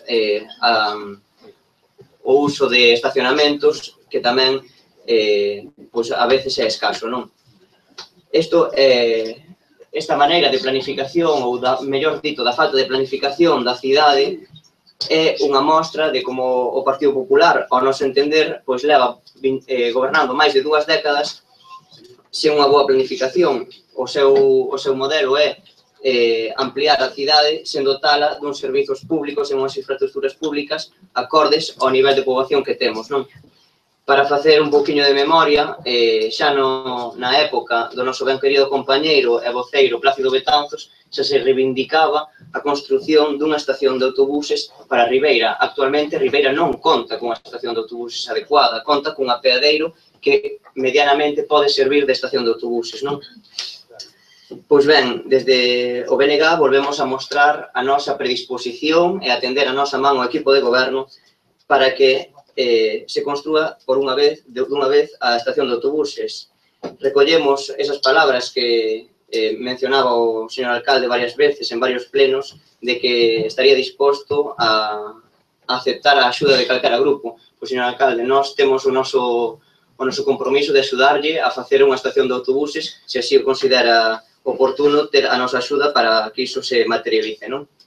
E permítalle que lle dea unha proposta. Ribeira debe camiñar cara a un modelo como é en Cangas. En Cangas existe unha estación intermodal. Moitas veces falamos das intermodais das grandes cidades, con tren e bus, pero Ribeira tamén pode ter unha intermodal. Hoxe en día Ribeira non ten tren, pero sí pode ter transporte marítimo. Entón entendemos que se debe camiñar cara a un modelo así, non? Hoxe en día non temos transporte marítimo, pero débese defender e débese priorizar este transporte, porque así como na ría de Vigo existe un transporte marítimo entre as dúas beiras da ría, na ría da Arousa tamén podería ser posible. Entón, esta proposta parecenos moi boa, polo tanto, todo o noso apoio. Tamén dicirlle que a estación esta intermodal que nos propoñemos, pois ben se podería facer na ubicación que mencionaba o señor alcalde, pero tamén queremos preguntarlle se xa ten desbotada a ubicación de diante do mercado municipal e por que se é así. Gracias. Vamos a ver. Eu toda a axuda que me podan dar é boa, pero que me podían dar é un terreniño, porque non temos porto, que hai o que pedir a Portos. Entón, pedimos a Portos e Portos non contestou ao primeiro. Vale? Entonces, temos varias opcións que ademais plantexamos. Unha é, pois, onde está actual. Eu non o considero axeitado. Entonces, se aí non é un lugar que eu considero axeitado, se lle propuxeron outros donde podía estar en trama urbana, porque eu volvo a repetir, Ribeira non necesita unha estación de autobuses como tal, porque non ten líneas que veñan dun lado a outro. Aquí a xente que está esperando é un autobús e moi rara vez ten que deixar un autobús e esperar outro autobús diferente. Por lo tanto, que ten que ter un sitio digno para esperar, pois, o autobús. Pero non é o típico de un lugar onde haya moitas líneas e, por lo tanto, estamos buscando apeaderos en suelo urbano, porque se os ponemos fora do suelo urbano, que llevamos a conseguir é que encarezcamos aos ciudadanos pois o billete, non? Porque virían de Santiago, deixan aí en Deán ou unha Besadas ou donde sea, e terían que, bueno, que eu creo que é un servicio que empeoraría o actual. Por lo tanto, creo que todos estamos pensando en ese cafetería, en ese lugar onde podan estar ali esperando 50, 60, en un momento determinado, 80 personas por 2 autobuses. Ben, entonces, o outro que se lle propuso foi botar para atrás esa zona enfrente do mercado, incluso teño o estudio tamén de facelo no outro lugar, no parque, tampouco nos parecía un lugar axeitado, polo tanto, a última das opcións, que é a que lle remitimos a Portos e que parece que vai por bo camiño, pois é o lugar que onde están os rederos agora, onde xa había unha parte que era para o Concello a través dun parque infantil, non? Entonces, aí é onde pensamos é simplemente, pois, decirlle unha parte do escrito que lle enviei a Portos, que non habendo recibido contestación todavía, permito plantear que esta nova proposta, estamos falando deste lugar que lle digo, pois ademais de ser un espacio que tradicionalmente viña sendo utilizado de fato polo Concello, donde había un parque infantil no seu momento, o consideramos especialmente acaído, tanto pola súa proximidade ca Nova Lonxa, como porque resultaría idóneo para prestar servicio a unha futura estación marítima. Por lo tanto, estamos no mismo que vostede plantea, o que pasa que estamos á espera, pero bueno, foi algo que sempre este alcalde manifestou, que nos gustaría que si está en esa ubicación pudera servir para o doble. Entonces, si quer votámoslo, vamos yo a votar a favor, ou si quer se dá por explicada como vostede considera. Votar. Sempre é algo que ya aproben a moción. No, y sobre todo es que te recordamos, o le recordamos que tiene plaza hasta final de año. No, o lugar está definido, porque estou esperando a que me digan que sí. Si non, tenemos que buscar outro lugar, que eu acepto sugerencias, en Chan Urbán, para non encarecer o servicio aos veciños. Entonces, votos a favor, queda aprobado, terei informado da contestación de fondo. Cerramos as preguntas. Pois, fai o señor Vilas unha mención aos problemas que hubo en Aguiño, básicamente polas chuvias, tamén fala da Rúa Rodríguez Bautista, Fernández Bermúdez, Plaza España, un loco, etc. Bueno, me pregunta si que se faga saber esta incidencia a empresa constructora da canalización a efectos de valorar se existe defectos de construcción ou se pode solventar aumentando a potencia do bombeo o pozo de tormentas e que se fagan as xestións oportunas para que Viacua proceda ao mantenimento e limpeza periódica das canalizacións, arquetas e sumidoiro. A segunda xa está contestada ao longo do pleno. A primeira decir que, bueno, que foron uns días que, como vostede sabe, se anegou media Galicia. En Ribeira hubo problemas, pero basicamente os problemas que hubo foron en Aguiño, pero por unha cuestión. En estes momentos non está funcionando o que é o bombeo de Areeiros, todo o que é a auga de Carreira vai directamente a Aguiño ao Porto e, polo tanto, as bombas non estaban dimensionadas ou non están dimensionadas para esa situación. Que se fixo? Se puxo unha bomba a maiores, provisionalmente, porque, volvo a repetir, a agua de Carreira que debía ir a Areeiros estaba indo a Aguiño, ao non estar dimensionado eso, pois produxo esos inconvenientes, e agora se dotou dunha nova bomba e prácticamente o que foron os problemas foi nun baixo, onde tamén se lle puxo outro bombeo a maiores. Por lo tanto, non debía dar máis problemas incluso na situación actual, pero en todo caso, unha vez que empece o bombeo de Areeiros, eu creo que estarán definitivamente solucionados e non teñen nada que ver con ningún defecto ou incidencia da nova obra. Señor alcalde, eso pasa tamén en outras parroquias, porque en Palmeira pasa o mesmo, tamén se levantan as... Pero, vamos a ver, as tapas se levanta por unha presión de moita agua nun momento determinado nunha tormenta porque non teñen salida. É dicir, en estes momentos debía mellorar en moitos puntos, non en todos, porque hai novos puntos de tormenta, é dicir, hai un pozo de tormenta en Carolinas que vai a solucionar o dali, non digo que o de Palmeira, pero hai un pozo de tormentas en Pedra Pateira, hai un pozo de tormentas en Ameixida, hai un pozo de tormenta en Mosqueiros e hai dous pozos de tormentas máis, un en Areeiros e outro en Aguiño. Por lo tanto, esa agua que tiña que ir por un tubo, vaise por un tubo de unha sección determinada, vaise a depositar neses pozos de tormenta e debía quedar solucionado prácticamente os problemas de todos e cada un deses lugares. Non digo en Palmeira porque o primer pozo de tormenta en Carolinas e non sei se... Pero, bueno, ocurren outros lugares, pero é por esa razón. Moita agua en moito tempo, pouca sección. Ven para atrás e que a presión tira para arriba. A seguinte é do señor García Pérez, que di que, porque corresponda dentro do Departamento de Tráfico e Seguridade Vial ou Alcaldía, se paga unha verificación, rectificación sobre a supresión de un paso de peóns e dentro da maior brevedade se volva a establecer dito recorrido. Estaba falando pois, entre a Rúa Lorenzo Mariño, a Rúa da Cerca, a Rúa de Sálvora, é dicir, que agora esperamos que xa no próximo mes de maio que podan entrar a pintarse todo o que é, non ese, sino todos os do Concello, para estar durante ese mes xa solucionados todos os que de todas formas, estes días que tuvemos 3 días seguidos de bo tempo, están pintando algunha área que quedaba, pois, mal servida.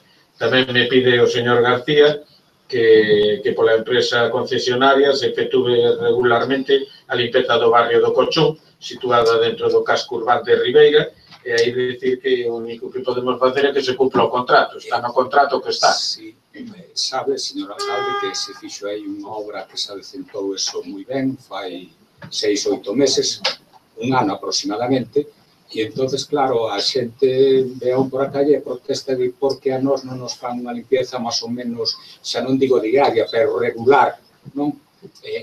É un sitio que é esa subida das escaleiras, que a veces hai personas maiores que viven aí tamén e teñen algún que outro problema, nada máis. Gracias, pero bueno, como lle decía, depende do contrato. Bueno, está incluído o que está, e o resto modificamos a alta, que non é a miña intención mentras non se haga concurso público, que, por certo, tamén intentarei que en ese pleno de presupostos xa está prácticamente ultimado o que é a proposta do Concello á empresa concesionaria para o que vostedes xa teñen conocimiento, que alterará o que é o servicio. Eu creo que para ver do Concello a proposta é bastante ventaxosa, espero que cando teña conocimiento os grupos, pois lle den o visto bo necesario. Pregunta o señor Pérez Barral sobre que o Concello de Ribeira inicia xestións oportunas ante a Xunta de Galicia propietaria da estrada para dotar dun paso de peóns ou dun paso elevado soterrado ao paseo fluvial do río Artes, ao seu paso por Oleiros, no lugar de Gándara, instalar algúns sinais informativos en esa zona, instalar a Xunta de Galicia a que dote uns cuantos metros de beira-rúa en imaxe esquerda. Bueno, está referíndose ao paseo, vamos a ver. O paseo, nestes momentos, estamos redactando o proxecto para dotarlle dunha maior accesibilidade, non só para mellorar a señalización, hai en algún lugar que arrancaron, por exemplo, cerca do que é Muiño de Correa, pero tamén estamos facendo o proxecto non para ampliar esas aceras, sino para poder pasar por debaixo da ponte, polo tal non habría que subir a carretera e se cruzaría directamente polo arco que ten por abaixo. Entonces, é unha das propostas que nos gustaría incluíla en presupostos. Das dúas, outra é máis baixa, os que son como a mí non van a ter problema, os máis altos, pois xa se lle avisará que igual ten que baixar un pouco a cabeza. Pero ali ten doble arco, e a agua se pode levar por un e poder circular polo outro. Entonces, eu creo que tamén se vai a poder mellorar. Que, por certo, bueno, decir que vamos na zona na que ahora están desbrozando, pero na zona na que vamos a volver a repoñer o firme, vais a poñer xa con material pois máis sólido para que non o volva a levar, e se non puxemos na primeira intentona porque non nos deixaba. Agora parece que sí, e así o vamos a facer. Preguntan polo que é o retraso no que foron as subvencións aos clubs deportivos. Bueno, eu creo que ao final este mes da liquidación aprobada xa se vai a poder, este mes que entra se lle vai a poder pagar. Aí a verdade é que hubo, por motivo das eleccións, por motivo de unhas negociacións que estaba facendo o anterior concellal de deportes para poder chegar a un acordo de subvencións nominativas, o cual, falando claro, cando se informaron nos colleu o toro, pasou a anualidade e cometimos ese erro, por decirlo así, que retrasou o pago e, polo tanto, non había máis remedio que esperar a liquidación para poder incorporar eso e, ao final, pois, bueno, os clubs están informados e prácticamente van a ir ás do 15 e 16 xuntas. Pregunta o día a señora Almudena Basoco de poder cambiar uns contenedores que están á altura dos 68 e 70 da Avenida da Coruña, que están antes do paso de peatóns. Vamos a ver se é posible poñelo despois, porque non tería dificultad, porque ali xa non hai vehículos. Eso se lle transmiteu á empresa concesionaria. O señor Antón Parada, pois, fai un robo que, como eu lle dixen, vai a ser aprobado pola Xunta Local de Goberno, que é da promoción do ano 2016 como ano das Irmandades da Fala, e así vai a ser feito.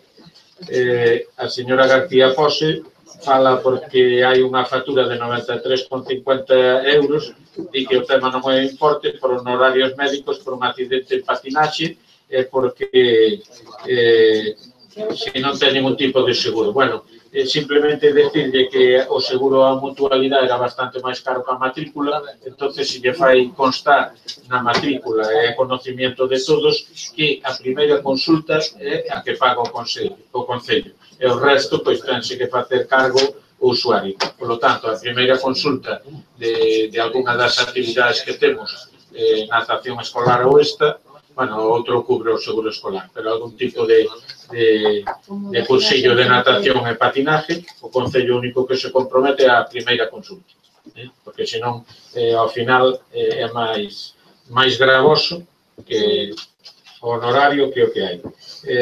O señor Vilas, que me di que por parte de quen corresponde a tráfico e algartía se fagan as xestións pertinentes para proceder á mellora do operalte de dita curva, en realidad son máis de algunha curva, facéndolle saber á Diputación ao que corresponda para solucionar o problema e que se reforce a sinalización vertical desta curva peligrosa. Está falando na inmediación do que é o desvío do Castro da Cidade ou do Mirador Pedra da Rá, cerca do Parque de San Roque, onde tanto para un lado para o outro se van os coches. Eu dicirlle que xa lle enviei varias comunicacións á Diputación, incluso falei personalmente co señor Berrocal, o ingeniero jefe, a mí me gustaría que o solucionaran de unha vez, porque eu creo que é un problema importante do cual ten conocimiento a Diputación. Sí, alcalde, pero non é na curva da máis abaixo, onde empeza a hai dúas, donde se están indo, vamos a ver, hai unha donde se va bastante, que é se vamos en dirección,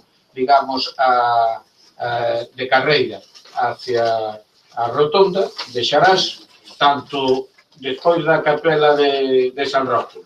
A primeira á dereita, os coches que baixan, este ano xa hubo 2 ou 3. E despois, hai algún que se vai tamén, se foron contra digamos, o novo acceso a aquel peonil que fixemos, pero, bueno, algún pode ir na reta de Xarás, se vai a unha velocidade indebida. Pero os que indo a unha velocidade normal se están indo son en esa curva, e a seguinte curva despois do Parque de San Roque, a primeira á izquierda. Tamén ali se están indo bastantes coches, e foron as dúas que se lle puxo en conocimiento da Diputación. Algún outro vaise a reta, donde sea, pero ese, en fin, ese non ten que ver ca carretera como estas, que penso que sí. Señor Vázquez Covas... Señor alcalde, o que se podía era pintar un pouquinho a calzada tamén, que non se ven as líneas. Pero é da Diputación, está máis que conocedora. E vamos, o que hai é que facer que... Pois habrá que instalar. Claro, a mí se me axuda non teño problema, todo o contrario, eu vai agradecer todos os veciños, pero eu quero decir que está máis que posto en conocimiento da Diputación. Dada hora que as gobernan ustedes e da de antes que a gobernábamos nós. Así que máis claro, a agua de Pontevila. A partir de aí, o señor Vázquez Covas, que fala sobre o local de ensayos, e aí vamos a facer o reglamento, porque parece que non poida nin o seu. O sea, se fai unha reforma, se pon máis ou menos en condicións, e pasa o tempo, e de novo vamos a crear un reglamento, vamos a poñer cámaras, vamos a intentar de novo poñelo ao 100% a vigilancia, pero que é unha cousa que é de servicio deles, e eles debían ser os que autoxestionaran e non hai forma. Sí, señor alcalde, pero parece que falta limpeza. Eso se limpa regularmente? Hai unha compañía que limpa aí? Hai servicio de limpeza ou non? Ten que habelo. O que non sei é se é o adecuado. Hai que esas que non se limpa. Ten que habelo. Entonces se lle pondrá en conocimiento da empresa concesionaria as eivas que ali poden ter, o cual lle agradezco que poña en conocimiento. Señor Vilas, que fala de que a Xunta de Goberno local, a empresa Valora Construtora, elaborar o plan de turismo. Sí, que me fala, bueno, hai unha serie de cuestións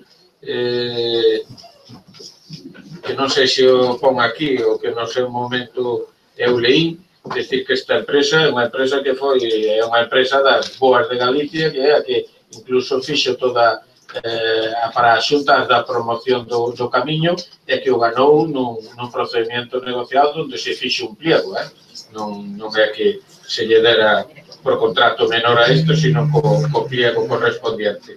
Entonces, o que nos pide o señor Vilas é que se poña en conocimiento dentro do plan de acción, que se poña en valor a nosa embarcación de referencia, que é a Dorna, que a consideran un referente de Ribeira, que pode ser unha potencia turística similar a localidades como a de Aveiro, tamén significar a construcción do Museo do Mar en esta localidade. Por lo tanto, cando a empresa tamén este por aquí, e direi que trasladarei as súas inquietudes á empresa. E a última é que me piden o señor Pérez Barrao a mellora da corredoira lateral ao Hospital de Barbanza, que se mellore o firme o ancho desta corredoira, habilitando zonas de estacionamento. Saben que a corredoira é unha corredoira que dá todo con fincas privadas e que, polo tanto, ou hai cesión ou pouco vamos a facer. É como melloremos moito a cuneta, pois ao final non pasan nin dos coches. Vamos a intentar melloralo, pero, bueno, as prioridades deste Concello, unha vez que teñan os números dos presupuestos, pois as van a definir todos vostedes. Pero eu quero decir que todo o que vai foi cuestión sin inversión que se pediron en este pleno, pero chegan para as que chegan, porque o importante tamén é cumplir ca ordenanza que aquí se dixo de servicios sociales. Os gastos en servicios sociales teñen un incremento que non sei por canto se multiplica o corriente, si por 100, por 200, por lo que sea, pero, bueno, estos días que salía o que era, por exemplo, as axudas de emergencia do resto dos concellos, máis que por 2 duplicábamos ao seguinte concello. Ahora, a proposta que llevamos a facer, se non me equivoco, vai aos 90.000 euros. Por lo tanto, tamén se duplica esa partida. En este caso, pois, o seguinte concello quedaría como mínimo 3 veces menos que o de Ribeiro. Espero que lle guste. Entre todos, bueno, as aportacións que pagan serán benvidas. Non habendo máis asuntos que tratar, levántase esta sesión.